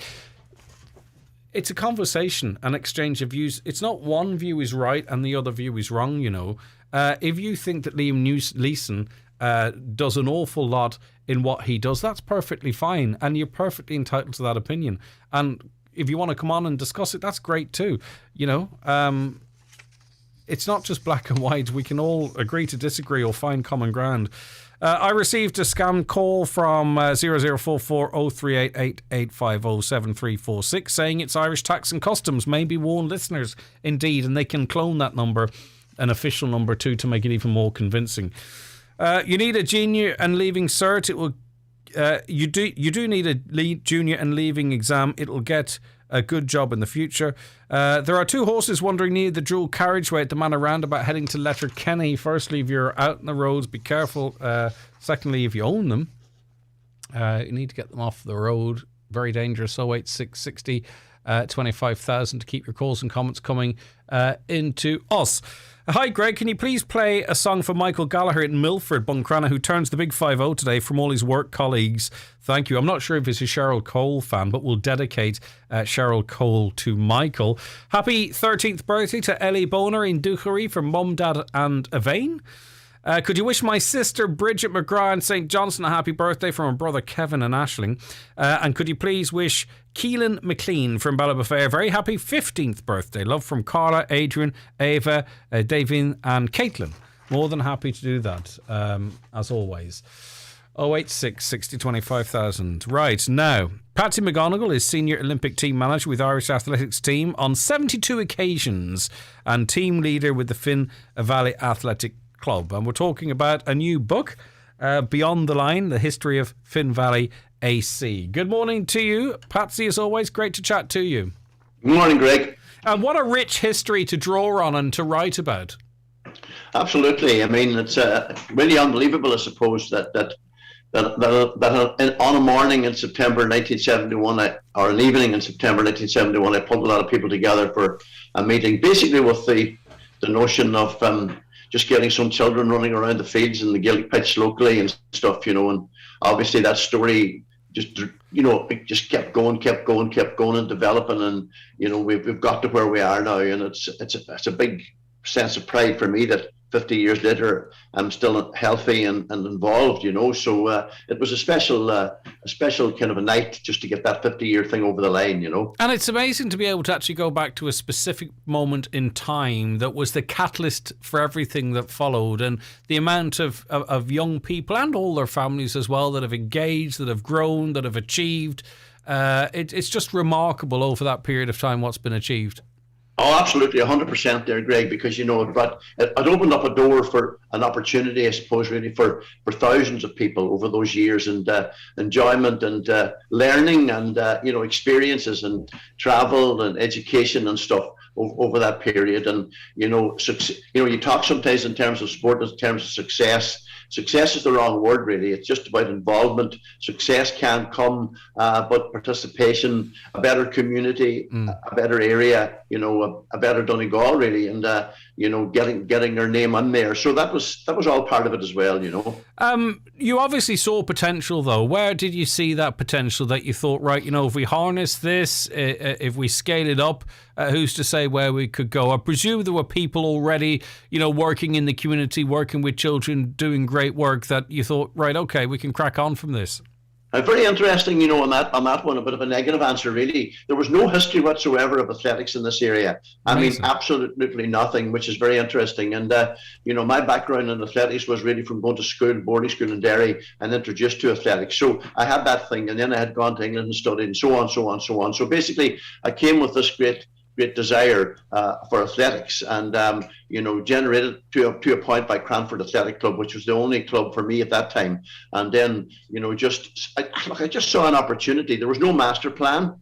There was no big in the distance. There was no thing like, for example, you say maybe there was talent. Sure, I didn't know what there was. All I was interested in really was just getting kids at a certain time, a couple of evenings a week, down to the Gaelic field. And I have to say, you take the opportunity to say the local Sean McQuill's Gaelic Club were very, very, very welcoming and allowed me to get in there and take the kids, So that was all very, very positive, and that gave me the kick that I needed, and I moved on from there, At what stage was sort of, branding discussed or decided? Was it on that initial night? Because, of course, there had to be a name. It had to be inclusive, because we've seen in the past, if it was the Ballybofey Athletics Club or something. Absolutely. There's not politics on a grand scale, but you have to get those things right, Patsy. Exactly. That's a very, very, very apt point, Greg, because really I decided first and foremost at that first meeting that there would be no Ballybofey Northern Athletic Club. The obvious thing was to get away from the parochialism of the entire area, and there was an obvious run from Glenfin to Lifford, so Finn Valley Athletic Club, and then there was Finn Harps, of course, and Finn Harps were the big story at the time, and their colours, believe it or not, were blue, of course, as we all know, and so I adopted their colours, and I just took those 2 points on board then. So the colours was decided on the first night, the name was decided on the first night, night, and then it was just a matter of getting and engaging after that. And, was that the norm at the time, Patsy? Do say, for instance, you got a busload of competitors and landed at a venue, done out in the AC's colours with the name on. Was that the norm back then, or would you people looked and go, who's these boys coming down here? Well, now? You see, that's it. We were a bit of an abnormal kind of a group, really, because athletics was such a rare thing. And actually, it's very hard for people nowadays to understand, Greg. Nobody really ran around the roads back 50 years ago. Nobody. All this walking and everything, this great movement now, that didn't happen. And I'm sure that people find that very difficult to understand. So, I was I broke the mold a bit on that. And there were days when I decided I won't go out to run because I didn't have the confidence when I was a younger man. So basically, I was breaking the mold, really, and just having belief. And I suppose, about myself, I was fortunate that I had a lot of passion and energy, and I just saw no obstacles, and I got very good people around me, really good people around me, and they all worked with me, bit by bit, and we trained and we did that in the McCool Park. Then a bit of land became available over Stranraer. We bought that. We got an old disused factory. We turned it into a kind of a middling setup, and then the centre that developed beyond then became, a bit by bit thing. No master plan either. Just get the roof, get the doors on, get the windows in, and just keep the wind and the rain out, and away we went. I mean, I don't think we can presume that there was more talent in the Finn Valley area than anywhere else, and we just happened to tap into it, or you did, and then all this success followed. Is it about how things are done? I mean, obviously there's going to be very, very talented people, but it's about identifying that, bringing it on, building the person up physically, maybe even mentally, getting them to an event, and then they can excel there. Where did the success come from? 434 odd medals, one of the most successful clubs in the country over a relatively short period of time. Well, one of the things that I would be very, very proud of the fact is, we developed from school sports. We engaged with the local primary schools, and we developed outwards from that, and that was always going to throw up talent. There's talent everywhere. There's talent in every aspect of life. It's just a matter of tapping into it, Greg. So we were very, very fortunate in that regard, and we got the schools involved. They didn't all come on board to begin with, but eventually, as of now, they're all on board, and it's a big deal now. And then, we developed, and the tag that I throw out, Greg, is that we developed from primary schools athletics right through to the Olympic Games. We had 3 people in the last Olympic Games. And in the book, Beyond the Line, Chris McNulty has done an excellent job in pulling all that together in a very professional manner. So I'm really delighted with the end product. And also, too, presumably over the years, not everyone always pulls in the same direction, Patsy. Do you know what I mean? And sometimes, and I'm not saying that is the case here, and you can correct me if I'm wrong, but, sometimes things fail or fall because lots of different people have lots of opinions and pull it in all different directions, and eventually people just walk away and go, do you know what, this isn't worth the hassle. What has kept this sort of such on the straight and narrow and moving in an upward trajectory over the last decades?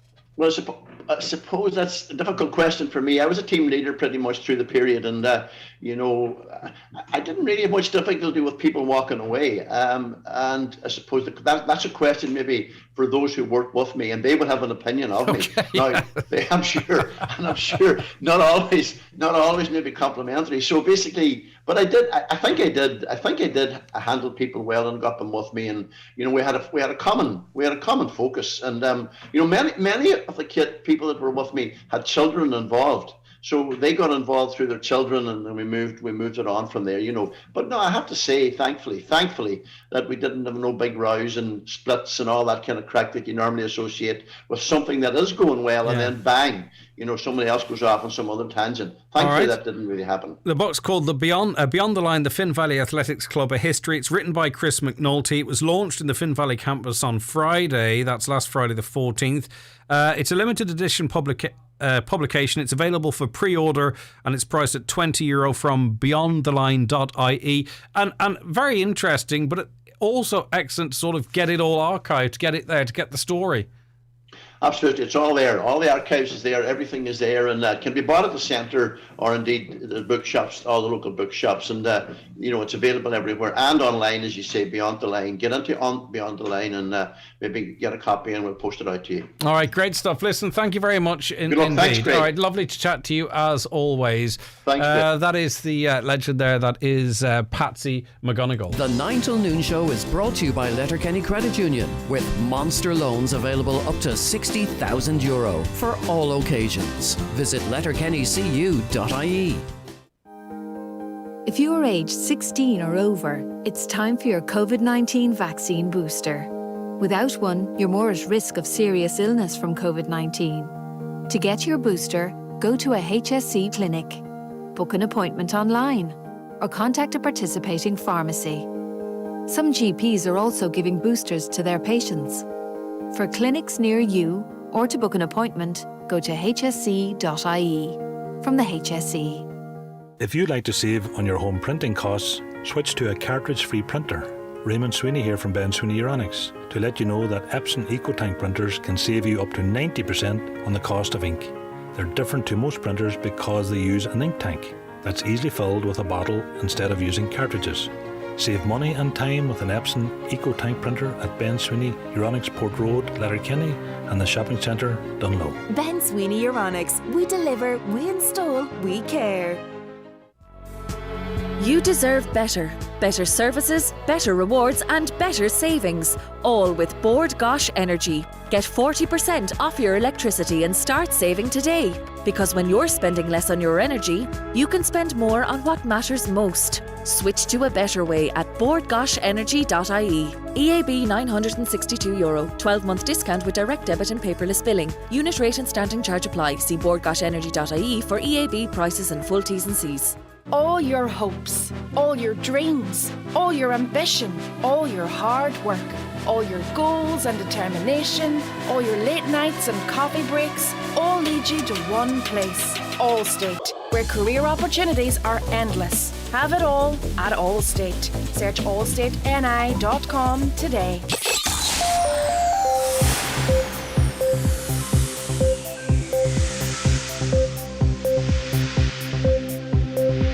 All right, 2 hours in the bag. We've another busy hour to come on the programme. Stay right where you are. It's an interesting one. You won't want to miss it. But it's time for a news update. So at 11 o'clock, let's say good morning once again to Catherine Gaffney. Good morning, Greg. Gardaí investigating the murder of Aisling Murphy are checking the DNA of a suspect in hospital against samples taken from the crime scene.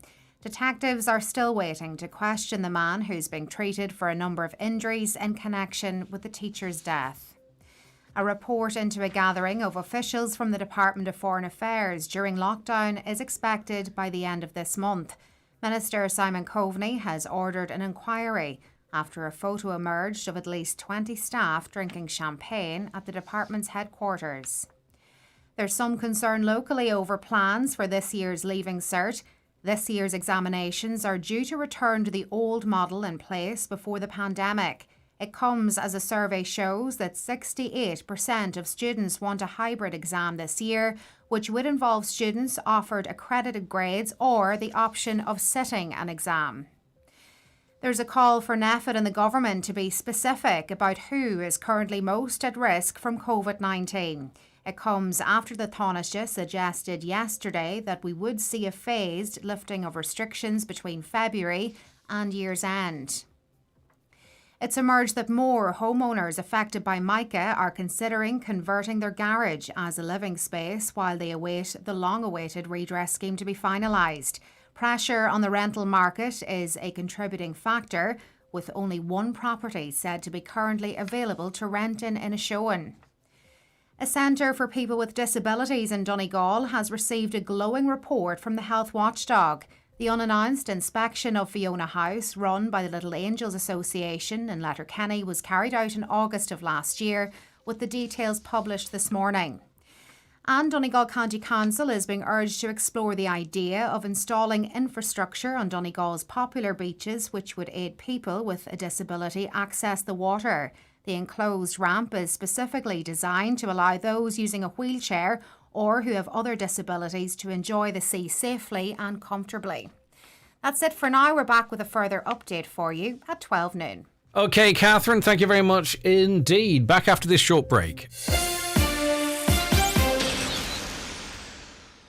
Homeland Fuel offers, keeping you warm for less. 40 kg premium doubles or easy flame coal, buy 10 bags, get one free. Hardwood logs, 2 bags for €10. Flow gas, £25 gas cylinder, only €27.99. Shop in-store or online at homeland.ie. Is the appearance of your staff important to your business? It's the first point of contact for customers when entering your premises. At C&M Embroidery in Letterkenny, they have a huge range of clothing covering all areas of the workplace. It's widely known that customers warm to and trust employees that present themselves well. Have your company name embroidered or printed on all your work uniforms. Contact C&M Embroidery on 07491 28097 and get your staff looking their best. In harsh winter weather, Watson Hire have all you need to stay safe and keep warm. There's great deals on coal, Keller gas, firewood and heating oil with free local delivery. Also electric, fan, halogen and oil-filled heaters. See in-store and the fuel store at watsonhire.ie. Great offers on winter clothing and boots. And for any hire items, there's still the weekend hire deal of 3 days for the price of one. All at Watson Hire, Kiltoy, Letterkenny, with free parking at the door. Start the new year by treating yourself and availing of the best finance offer available. Driving away in your new cars become even more affordable with 0% finance now available on the all-new Kia Sportage and Kia Ceed range.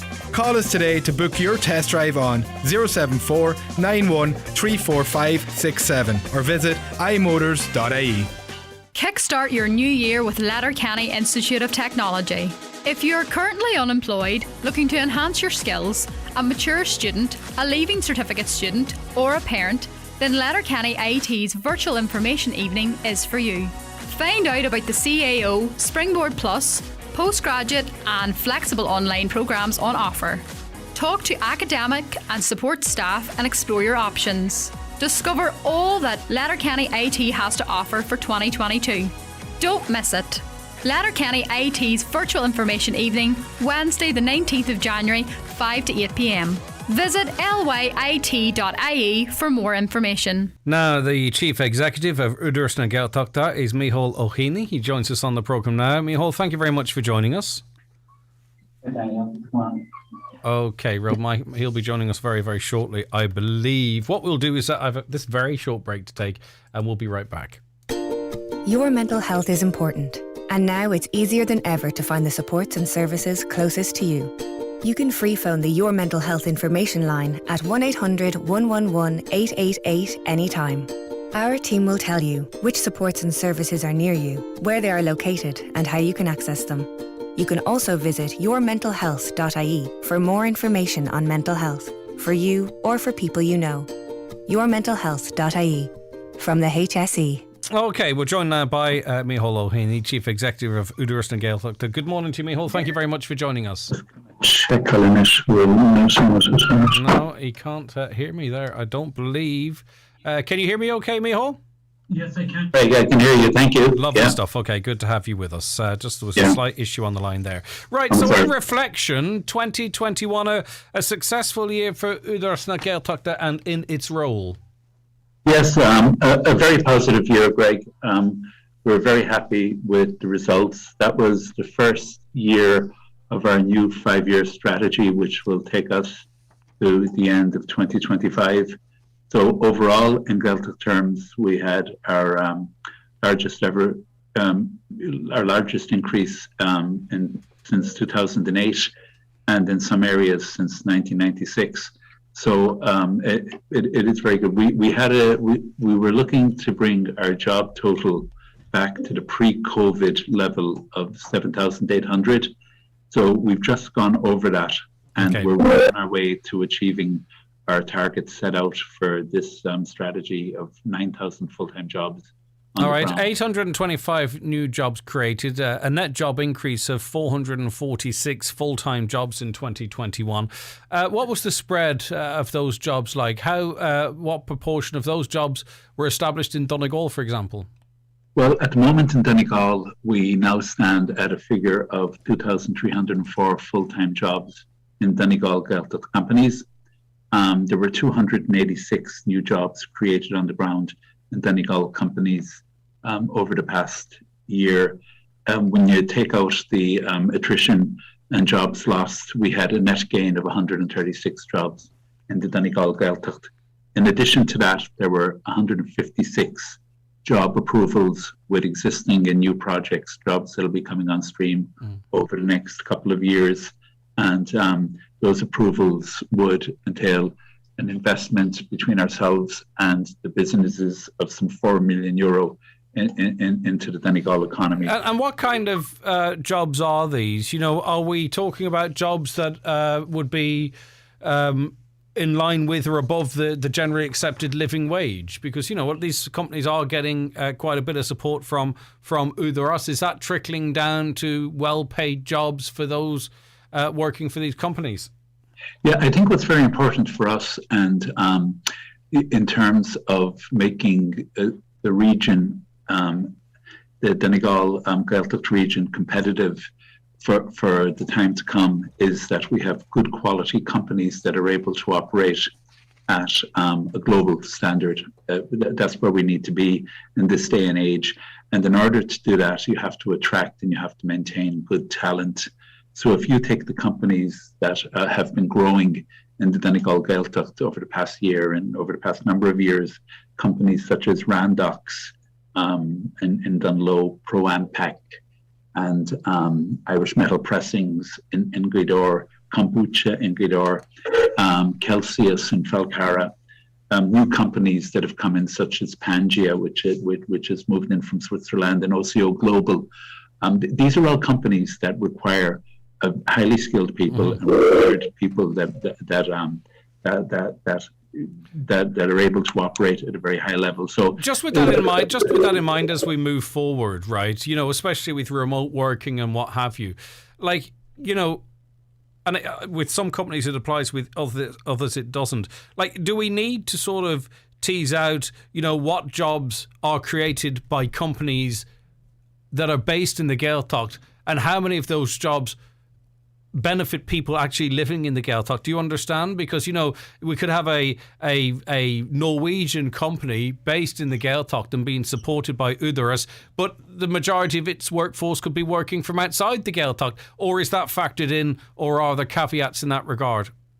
Well, I suppose and it works the opposite way for us, Greg, and I take your point, but I suppose from our point of view, we have a region here with the quality of life. We have a region here that people want to live in. So that kind of works to our advantage.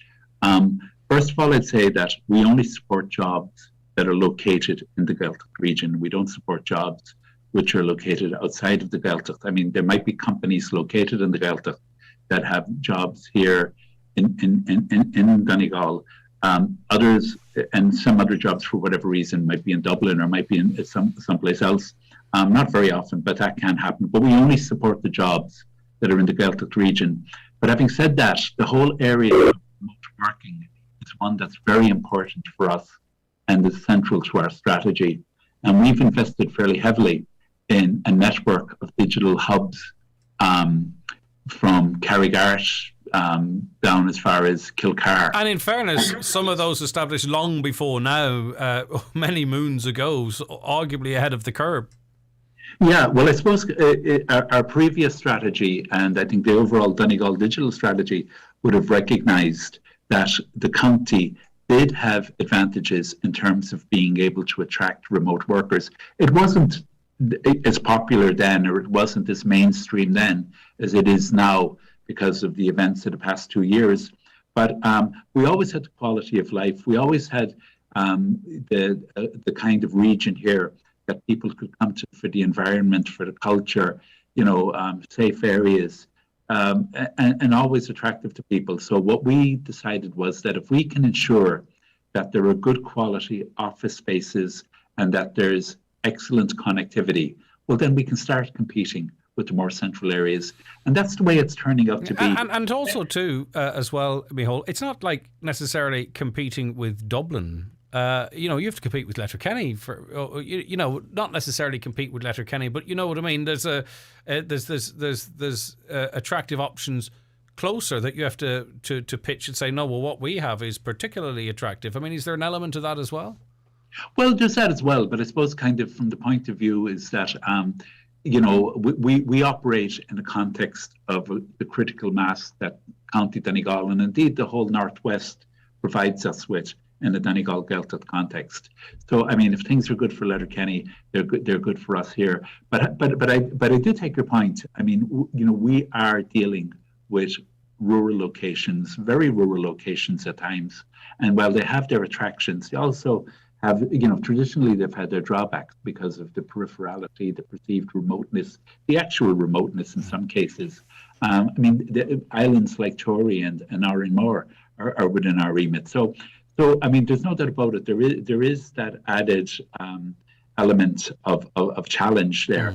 But having said that, I mean, we have believed, and it has been central to our strategy and will continue to be, that the viability of remote working and the fact that we were, as you say, ahead of the curve in investing in the infrastructure will enable us to turn that to our advantage. Where is the future in job growth? And this is not to say that there's no areas that wouldn't be looked at, but is it in sort of, tapping into the green economy? Is it in, maybe technology? There's so many people with such ambitions, let's just say from the west of Donegal, that want to stay and work in their own community, but feel that they have to, to get the best out of their qualifications, work elsewhere, and they count down the minutes until such time as they're able to return and work and live at home and contribute at home. So to sort of give opportunities to those people I talk of there, where are the growth areas, do you think, over the next, say, 4 years of this plan? Well, the two sides to that I'd see would be in terms of if you take a company like Randox. I think there are many people working in Randox now who are highly qualified in terms of med tech, in terms of engineering, in terms of ICT. People that, to be honest, might have thought that they would never be able to get a job at home, where they could use their skills to their full extent and to be able to apply those skills. And that has happened with a company like Randox. And I think we've got so many examples there of people who have been able to move home and to have a world-class career in a Donegal location. So there are those companies that are now established. I mentioned 2 new companies there that have come in the past year or so. Pangea, who will be looking for good quality people in their base in Dunlow. OCO Global, who will be looking for good quality people at their base here in Gweedore. So there are opportunities for people to come and bring their skills back to these companies. But you mentioned there some of the sectors that we're focusing on in our new strategy. We've always focused on them, but we're putting a particular focus now on areas like the green economy, like the blue economy, like the cultural economy. These are all areas where the Gaeltacht and the county as a whole has a real comparative and competitive advantage. With the growth that's going to occur in the offshore wind industry, we need to ensure that people here in the county are availing of the opportunities for servicing that industry. And that's something that we're actively pursuing. In terms of the blue economy, Gaeltacht-wide, where we see the potential. Most of the Gaeltacht, not just the Donegal Gaeltacht, is situated along the coast. And the very real opportunities that exist to research and to develop new products based on things like seaweed is an area that we're actively pursuing for all of the range of products can be developed, and all of it which is geared towards a sustainable development, the circular economy, and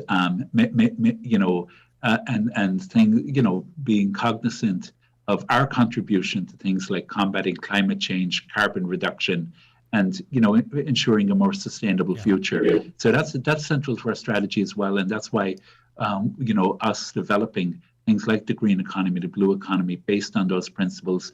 And again, another area that we're very active in is the whole area of tourism, and we work very closely with Volcano and with Donegal County Council and with various local groups on that. And that's kind of ongoing, but it's nice to see that we're not hanging, all of our hopes on tourism. That we have to think broader than that.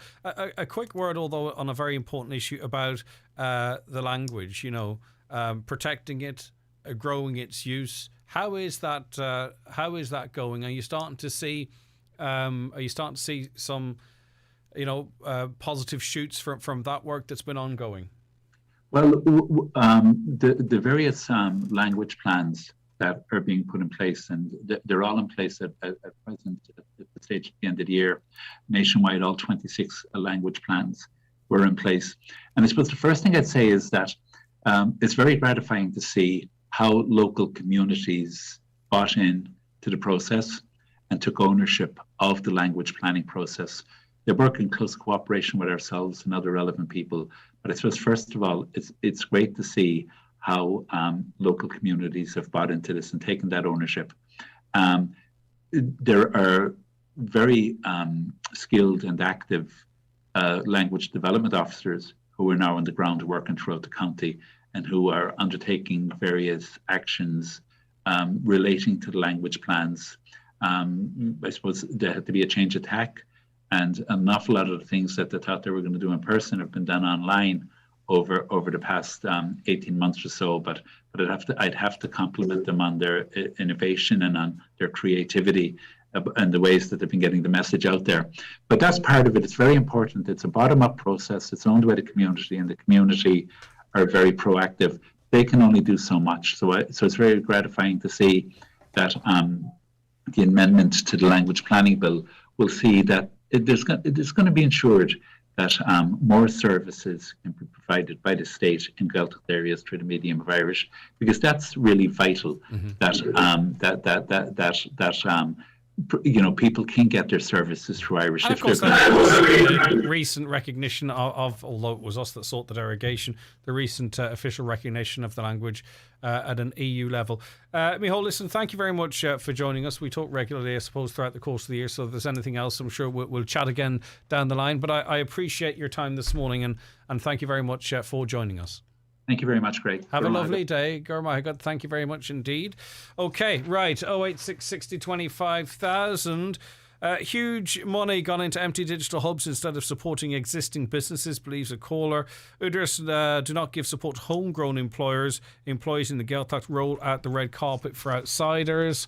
There is jobs being created too, but I understand I'm not directly affected by it, so I would say those messages maybe come from a place where people sort of have maybe personal experiences. Okay, listen, we'll be back with more shortly. The 9 till noon show is brought to you by Letterkenny Credit Union, offering low-rate car loans with fast approval. Apply online at letterkennycu.ie or in office today. Need a new part for your Ford car or van? Why not call to OMS Auto Parts in Buncrana? With a massive stock of Ford parts, you're sure to get the part you need. Free next day delivery on orders over €50. Call 074 9361924 or shop online at omsautoparts.ie. So Good Juice is an award-winning naturally homegrown juice shot. Based in the Northwest, our 100% organic juice offers a choice of 3 key ingredients. Wheatgrass, helping your immune system.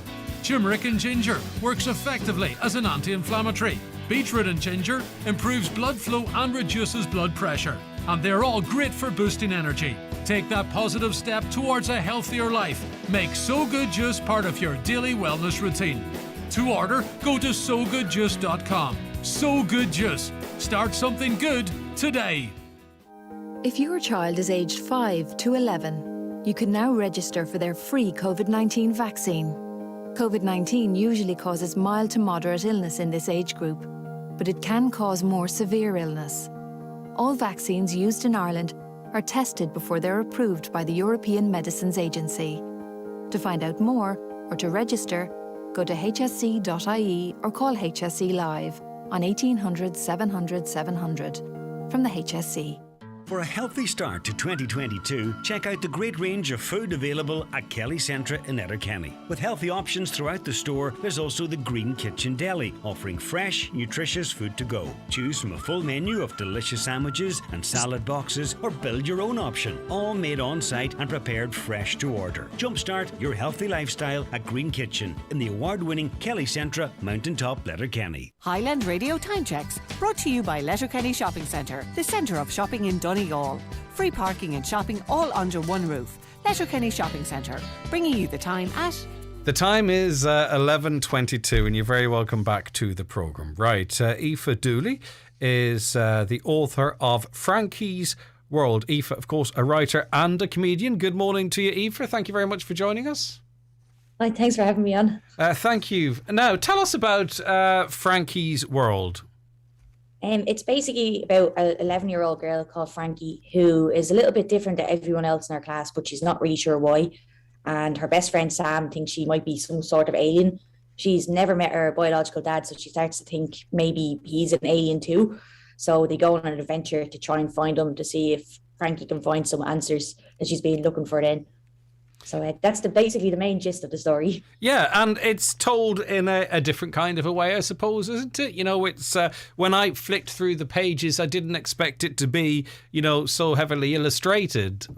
Oh, yeah, it's a graphic novel. So, yeah, everything is in panels, as the same way a comic book would be. So, yeah, it's a completely different format. And I wanted to do that because I was a reluctant reader growing up. So I wanted to do something for kids who were like me and would love to read like comics and stuff like that. So I wanted to tell the story in that kind of a format.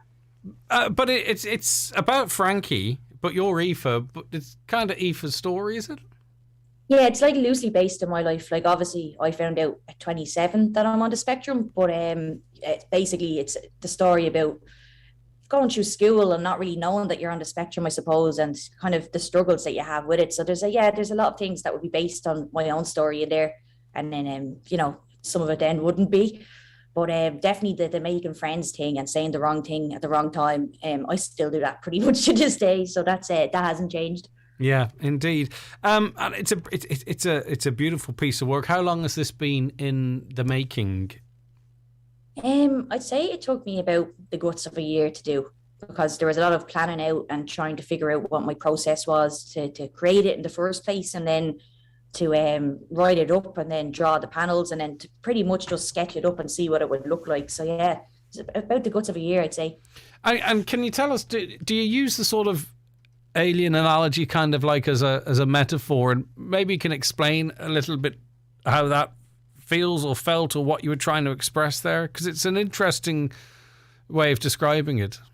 Yeah, so I suppose in that way, a lot of people would relate to that, I think, in the sense that they just felt a little bit odd. It didn't quite feel human because all the things that everyone else around you can do so simply, you find you struggle to do, but like you are human like everyone else. So it's kind of like you kind of look at yourself sometimes and the things that you're doing and you're like, oh, well, why can't I do that if, everyone else can? So you kind of do start to, especially with like communication. Sometimes it can feel like you're speaking a whole other language. But sometimes like when you're a kid and you open your mouth and you have like a group of kids just kind of looking at you like this. Can you explain that a little bit more? Yeah, can you explain that a little bit more? Like it's just saying something random or something that's not relevant to the conversation, or just something a bit awkward, or what do you mean by that? It could be something a bit awkward. It could be something just random and out of the blue. It could be in the middle of class and disrupting class, or any of these things. And it's just kind of, yeah, it's just who you are. Like, so in that moment, can you remember when everyone sort of looks at you or whatever, what you're feeling? Is it like, what did I say? Because what I said seemed really quite relevant at the time, and I thought the reaction might be somewhat different. And what the hell's going on here? Is it like that? It's kind of more like shame, because people make you, they shame you, and you kind of feel ashamed of who you are then. Yeah, so you don't have space for your own emotion because they're making you feel a different emotion. Yes, of course, because you are so different to everyone else. So it's kind of, it's a shame that comes with it. And then that's why a lot of people mask then, and they try to blend in and try to not act autistic. And this is even when you don't know. It's like your brain tries to protect you, I think, in some kind of way, where you kind of put on a front because you just know it's easier to kind of blend in around. But that's people draining. That's draining because you are acting the life of somebody else on an ongoing basis. Just literally physically, mentally, draining to keep that on all the time. Yeah, and you're not even doing it for yourself. You're doing it to kind of keep other people comfortable. So it's so draining. And I think like secondary school as well, like, yeah, that would have been like, I think the hardest for me. Like I was always exhausted, falling asleep in school and stuff. My family just thought I was lazy, but I was actually just exhausted from that very reason. It's like, just don't say anything weird in school today. Just make it through. It's like 9 till 3:30. You're going to be grand. That was just every day for me, yeah. And do you then, though, find people that accept you without this sort of, you know? Oh, yeah. And then you can sort of be yourself around them. Oh, yeah, absolutely. Like I have my partner and I've got 2 really good best friends who they just take me as I am. I get that. I kind of meant it as a school-going age, if you know what I mean. Oh, okay. No, now I'm grand, yeah. Oh, school-going age. Oh, no, it was hard. I think people are less accepting when you're a teenager. I think people can be more judgmental, so it's harder to make friends, and it's harder to be yourself, I think, as a teenager sometimes. So, yeah, I would have struggled a bit. Very isolating. Yeah, I would have struggled a bit finding true friends, I think. Growing up, it was only as I really got into kind of, after college and being an adult now, that I really kind of, found my place, I think. And you talked about the autism diagnoses at 27. Why so late? Was this just confirming what you already knew, or was that like that explains everything moment? No, it was more like that explains everything moment, because I had never looked into autism, because I actually just thought that it was boys and men. And whenever I seen a documentary or people talking about it on the media, like particularly autistic parents or anything like that, they'd be talking about their children, and it just never related back to me, because I just didn't hear from people who were actually autistic and their experience. So it was only really after a friend said it to me, and he's actually on the spectrum, and he goes, I think you actually might be like me, because we do this and we do that. And I was like, what are you talking about? I think I know by now, actually, just so you know. But little did I know, I had no clue. And when I looked it up then, I was like, oh, okay, yeah, there's a light bulb moment going off here. I think there could be a strong chance I better look into this. But yeah, it kind of explained a few things for sure, yeah. Yeah, but it made your life more difficult than it perhaps needed to have been. Like, what could we have been doing differently? I mean, obviously, maybe it's an individual thing. Maybe people in your life didn't see what they should have seen. I don't know. I'm not trying to get into that. I'm just wondering, Aoife, what we could do to make sure that, as much as is possible, people that would benefit from having that diagnosis early get that diagnosis early. Like, where are the gaps? I think a lot of women get diagnosed late as well, because of what we were talking about a few minutes ago, the mask and pretending that you're like someone else when you're going to school and stuff. So it kind of goes unnoticed. But I think that the main thing that's happened over the last couple of years, like a lot of people are like, oh, it seems to be like, an epidemic now of people just like getting diagnosed left, right and center. But I actually don't think that's happening. I think that people are getting better at recognizing the signs, and we've just always been here. We've struggled through school. We've struggled through jobs. Some people are like 40, 50, 60 when they get diagnosed, especially women. Or never get diagnosed. Yeah. They never know. They just always have that feeling. They just have a personality trait attributed to Uncle John for their entire life. And that's absolutely. Absolutely. That does happen. Yeah, that happens more often than not, I'd say as well. Yeah. So also as a society, what do we need to be doing that's not lip service? Do you know what I'm on about? I think a lot of it is lip service. Strangely, there's like everything in this life, for some reason, there's a great resistance from the likes that you might talk of there, where, everyone is getting diagnosed with stuff now. I don't know why there's such pushback on it. But what do we need to be doing that would actually make a difference, rather than saying, oh, well, we're doing that for this hour on that day, and that's all well and good, but I'm on about just sort of, that we make as many people's lives better as possible. What can we do? I think as someone in the position of the job that you have, I think language is very important. I think how we speak to people is very important as well. I think that's a huge one.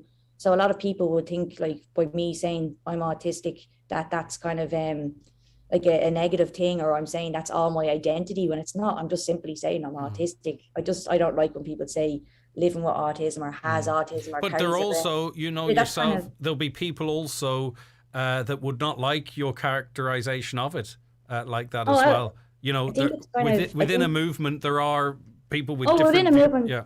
there are, the spectrum's so big that there are people who wouldn't, but I think the general consensus when you look at the autistic community is they prefer person first language rather than identity first language rather than the diagnosis and the wit and has. That's kind of the general consensus. I think listening to autistic people and what they prefer is a very important thing.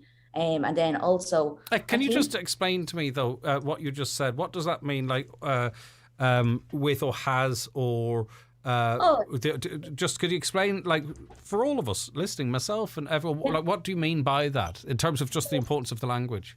So basically when someone says has or with, it usually comes from like a medical like background. So it's like, doctors, nurses, that's where that comes from. And I've had discussions with people about this before, and that's where that side comes from. And for me, I kind of don't see it as something that's kind of just like that I carry around with me or that's attached to me. It's part of who I am. It's always been part of who I am. It's not all of who I am, but it's okay to say autistic, just like the way it is to say when someone says I'm gay. It's the same kind of, you don't say someone has gay or right. So gay. People pussyfoot around it then. I think people pussyfoot around it, for lack of a better term. I really do. I think that people pussyfoot around it. And I think also people don't know how to talk to autistic people sometimes. And that's fine. Like, I never look down on anyone if they say the wrong thing. I think it's important to educate people because I didn't know anything about autism before. But I think the language is a big part. And if we speak about it in such a way and give autistic voices the platform to speak, I think only more people can find out, like the way I did and my friend and what he done for me. So I think that's important too, it's just, that's the main thing. It's just listening. Yeah. I think it's such a simple thing that, like, I think we fall flat on as a country. Like, there's so many parents out there with autistic children who aren't even in school and they're 7, 8, and 9. So I think I think the one main thing that people could start doing would be listening and really listening. How important do you think it is for those listening, and a couple of people texting in, how important do you think it is for people to, even no matter what stage of their life they're at, to get a diagnosis? Because explaining it in different ways, maybe society would have it explained in different ways. How important is it to the individual to go and get assessed and find out if that, if they are autistic? I can only speak on my own kind of terms, but for me, I was really struggling with my mental health with depression and anxiety. I didn't know who I was. I pretty much hated myself. I couldn't understand why I acted the way I did.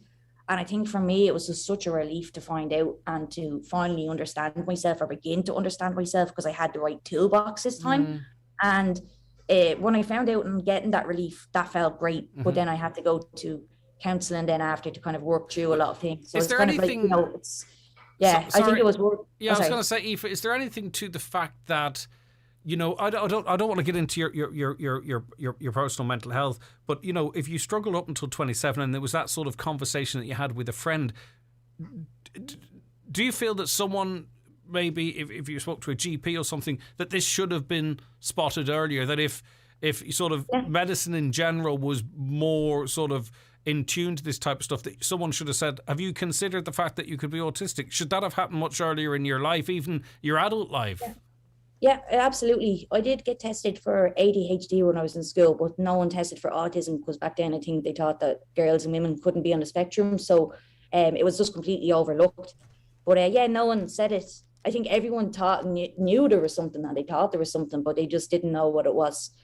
And I think it's been like that for a lot of people, like where they just can't put their finger on it. So I think it was very important for me to find out and understand myself, because I didn't for so long. And I think that's important for anybody if they're looking for a diagnosis, because people ask me all the time, well, what does it do for you now? Like, you're 27, like you've went through school and all this kind of stuff. But I think it's just for yourself, just to know. It has to bring a bit of clarity, because you're thinking, why do I feel like this? Could it be that? Could it be that? What's wrong with me? I mean, to sort of say, right, to be able to say, right, this is what it is, and now I can work through that, and not work through that, but now I can sort of know what's going on. I can sort of, make things as best for me as possible. Listen, sorry if we've broadened out the conversation, but look, that's an important thing. A little bit brave, sometimes bold, totally me. Frankie's World. is there a target audience, or who's this marketed towards, Aoife, or who would you like to read it? Actually, probably is a broader way of putting it. Yeah, the age group is 9 to 14, but I think it's the kind of book that anyone can read, to be honest with you, and enjoy. And but 9 to 14 is the age group, and I wouldn't say that it's just for kids on the spectrum either. I think it'd be important for other neurotypical kids to read it as well, so they understand what it's like to be on the spectrum, and for other kids in their class that they may think are a little bit strange or it might help them understand in that way. So I think 100%. Yeah, because especially with our young people, if they haven't been too influenced by their parents, that's coming from how do I deal with this situation because someone's different? I don't understand. It's a position of ignorance. It's not knowing. Yeah, absolutely. Because children are very adaptable and generally very forgiving. Where can people get hold of your book? It's very distinctive. It's an orange front to it, Frankie's World. I'll just show those watching just a little bit of the illustrations inside. Oh, yeah, of course. There it is there. So where can people get their hands on it, Aoife? Oh, you can get it in pretty much all good bookstores now. It's out since I think it's like 2 weeks ago now, or 1 week ago. I've lost track of the days now, to be honest. It's been a mad week, but it's out in all bookshops now. Super. And you can get it online as well. And what next? Is there a series of books? I mean, it's laid out in such a way you can go in any direction, sort of with the characters and the format. Is that something that you want to do? Maybe say, well, there's another area that we need to be talking a little bit about in this whole story. Yeah, I definitely think there's a lot to cover in it, because I think every year when you're going through school is kind of different as well, and there's new things that happen. So I definitely think there's scope for more.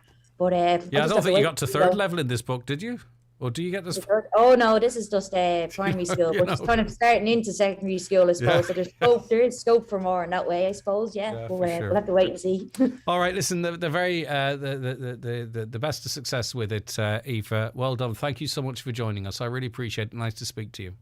Thanks for having me on. Okay, our pleasure. Our Monday focus was on Frankie's World, and you heard from its author Aoife Dooley there. She's a writer and comedian. It's based on her life experience, but it's not about her as such, if that makes sense. Okay, you can get it in all good bookstores.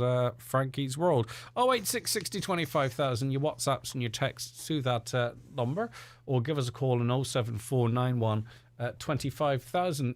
Plenty of comments coming in on a range of subjects, so we appreciate that greatly. And we'll get to those, and I think we've another guest or two to squeeze in between now and midday. The 9 till noon show is brought to you by Letterkenny Credit Union, with monster loans available up to €60,000 for all occasions. Visit letterkennycu.ie. If you're experiencing an unplanned pregnancy, there is someone you can talk to. My Options is a HSC service that offers confidential counselling and information. We're here to listen and guide you through all your options, including support to continue a pregnancy, as well as information on abortion services. We can also support you if a planned pregnancy becomes a crisis over time. Talk to a counsellor online at myoptions.ie or free phone 1800 828 010 from the HSE.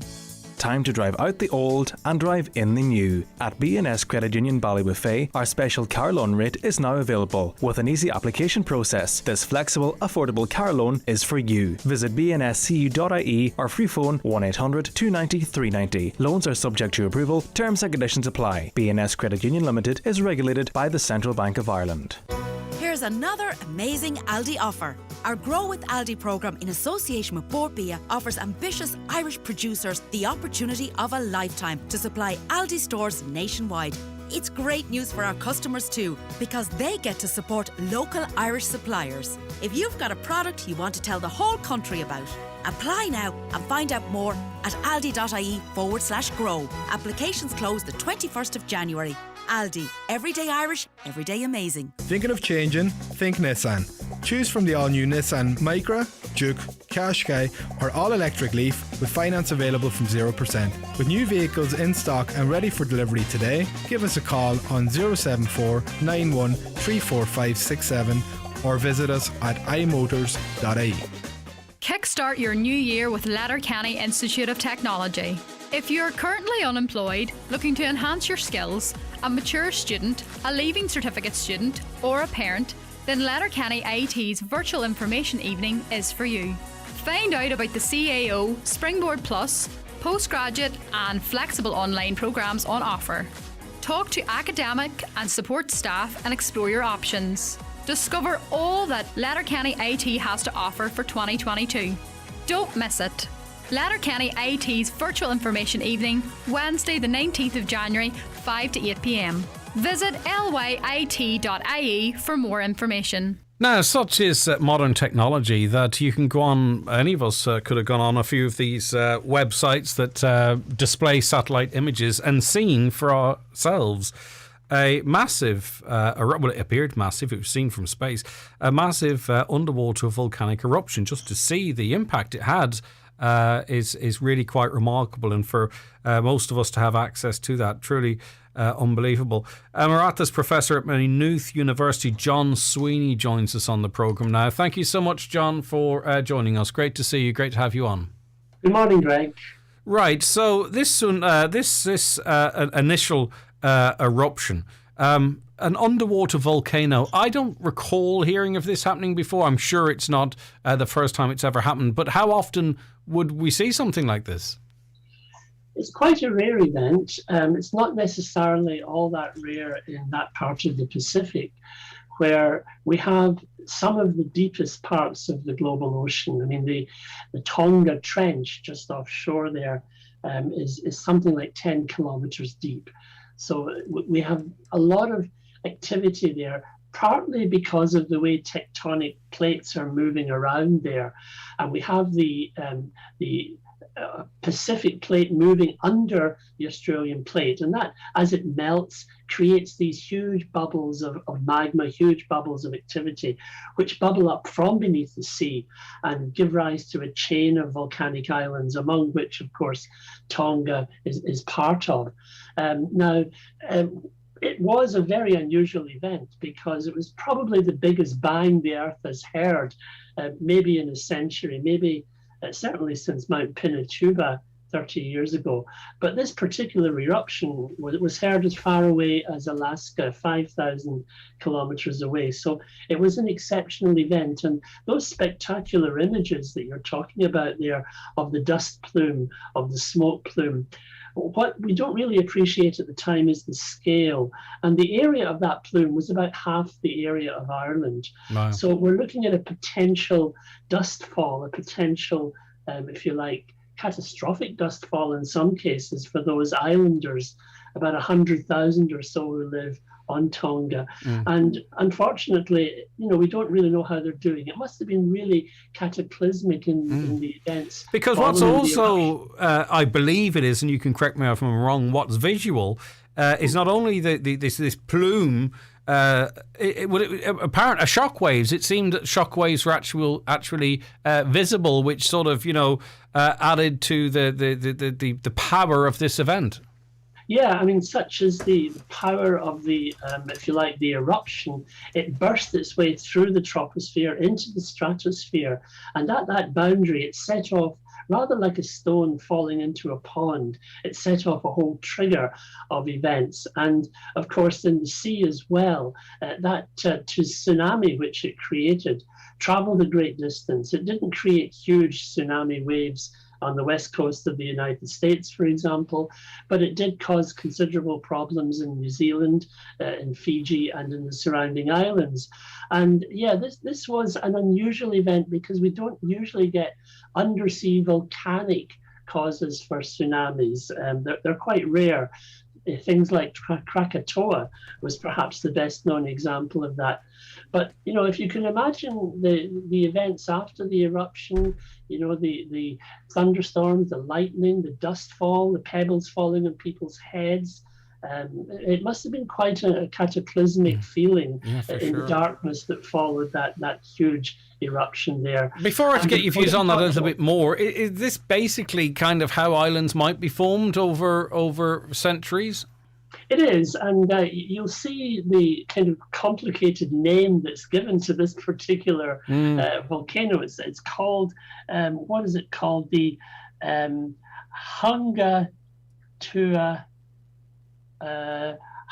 Hapaya volcano, and it's got a hyphenated name because, in fact, those two halves of the name were two separate islands once, and it was that particular volcano coming up from below the surface that joined them up about a decade or so ago.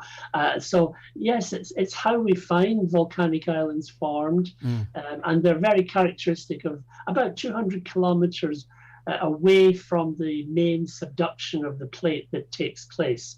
And that's very characteristic of the island arc of fire that surrounds much of the Pacific, where we get about 60 or 70% of the world's volcanoes in that particular ring of fire around the Pacific itself, where those plate boundaries are occurring.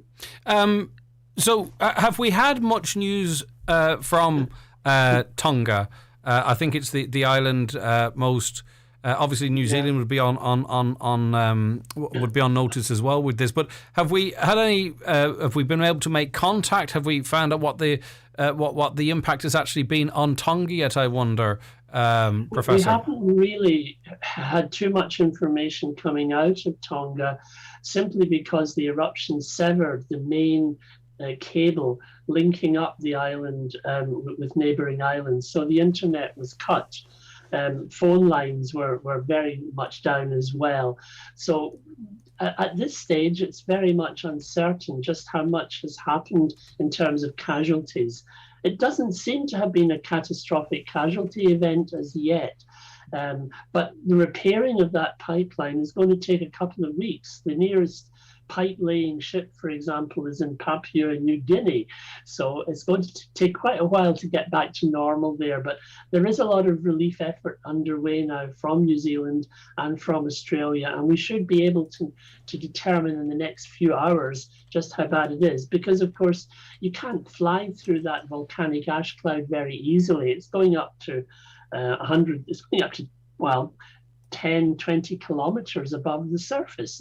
So, it's spreading so much that it would damage jet engines. So you have to be cautious about actually doing a reconnaissance of the area even as we speak. Yeah, but there's 107, 108,000 people living on that island. And even now, for the reasons you've just outlined, we don't know what the actual, direct impact literally and metaphorically has been, but we hope to find out. As you mentioned, this is very rare. This is, what was the terminology you used? This was the biggest explosion in 100 years, or? Yeah, I think it's probably certainly the biggest blast since Mount Pinatubo. Right. That's natural, obviously. We, in terms of atomic bombs and stuff, we're not including that, are we? Well, I think we probably are. We probably could, yeah. Atomic bomb 5,000 miles away, I don't think. So this is a very considerable release of energy. And of course, there are health problems associated with it as well, because that volcanic ash does contaminate your water supply. It damages your crops.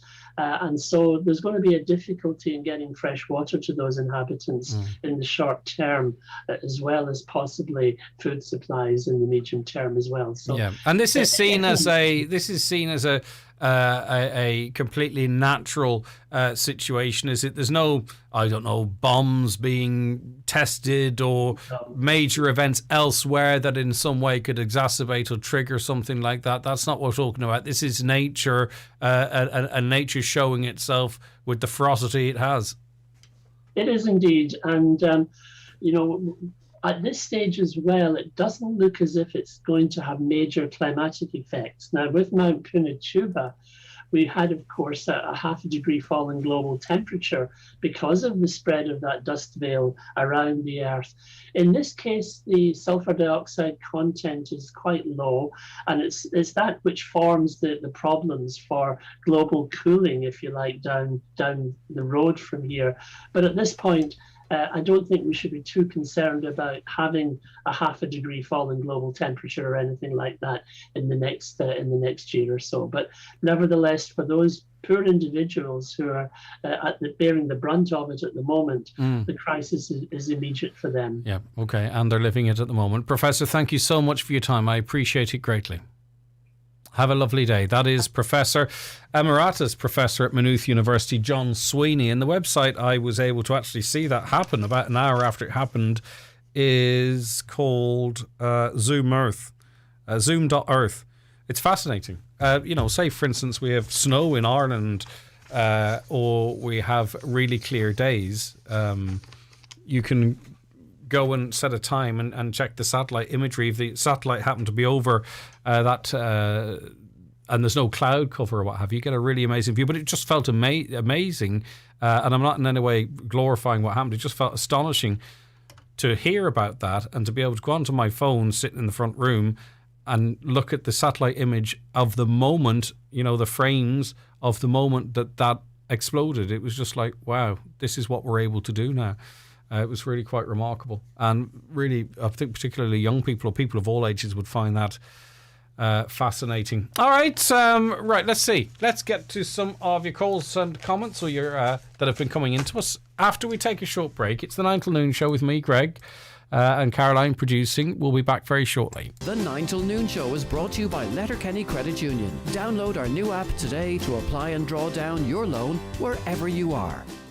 Sometimes it's just bad luck, but sometimes it's negligence. From minor bumps to life-changing injury, every accident has a story. Time to call McElhenney and Associates. They'll assess the situation, advise on solutions, and lead the way if any litigation is to follow. From motor accidents and workplace accidents to slips, trips and falls, call today on 074 917 5989 or find us online. Let's get you started on the road to recovery. McElhenney and Associates Solicitors, Stranorlar. How can we help? In contentious business, a solicitor may not calculate fees or other charges as a percentage or proportion of any award or settlement.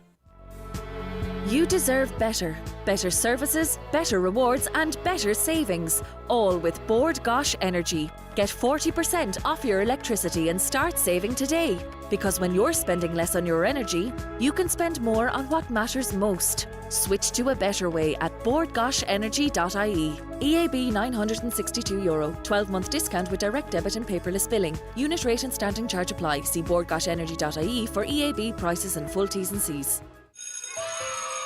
I'm really excited about going back to school this year. I want everyone in my class to stay well. If I have any symptoms or if I am advised to restrict movements, I know I shouldn't come to school because we all play our part in keeping everyone well. It's important that everyone follows public health advice to keep everyone well at home and in school. Remember, if your child has any symptoms, please keep them home and get a COVID-19 test. This January, this is the only test that matters. Brought to you by the Government of Ireland. It's that time of year again. Long evenings, low temperatures and slippery roads. So for your free tyre check, call Donegal Tyres. They have all you need in stock. Winter or all-season tyres. Or, especially for wet Irish conditions, the latest generation Uniroyal, the rain tyre. Experience the difference. Call Donegal Tyres, Donegal Town.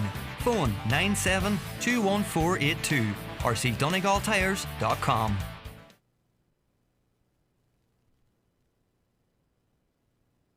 Okay, you're very welcome back to the programme. Right, a caller says, could it have been caused by nuclear testing? Well, I put that question to the professor and he says, no, this was all nature.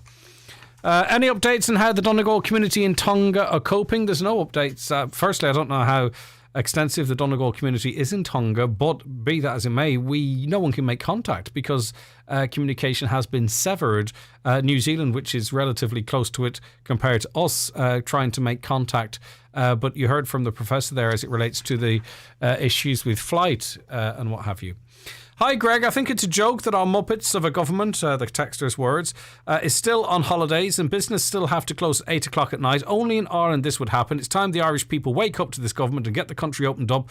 Buses going flat out every weekend to the north with Donegal people. Yeah, of course. And listen, that's all going to change in a week or two, but I take your point. And then people go, well, they're not on holidays because they're still working. Well, we're not fools, okay?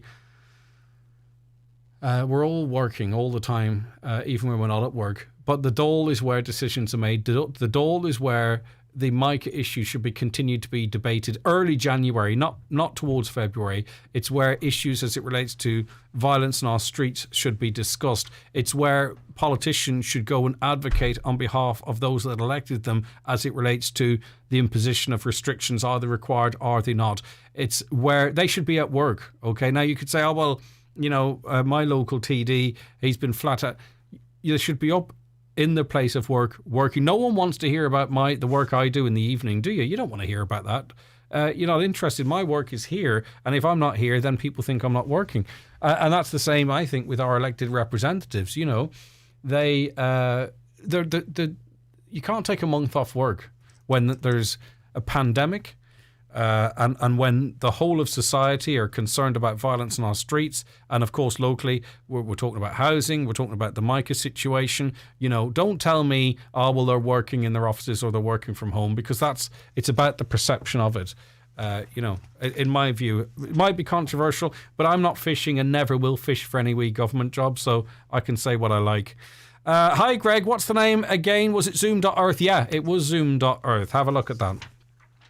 Re the promise by the Conservatives to abolish the TV licence fee in the UK by 2027. Surely it's time to do likewise here, particularly when RTE is nothing more than a mouthpiece for the political establishment in this country. What do you mean?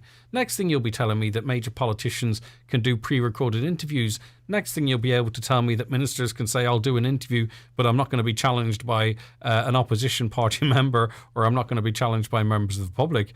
Come on, that doesn't happen, does it? Surely. Hi, Greg. How come the DUP are so quiet over calling for Boris's head? They nearly crucified Sinn Féin for attending a funeral. I don't know. I mean, it's politics there. I want to read so much more of your comments, but I've run out of time. Listen, we'll carry them over till tomorrow morning. I can't wait to be back with you on air at 9 o'clock. Stay tuned. John Breslin's coming up around the northwest after the news at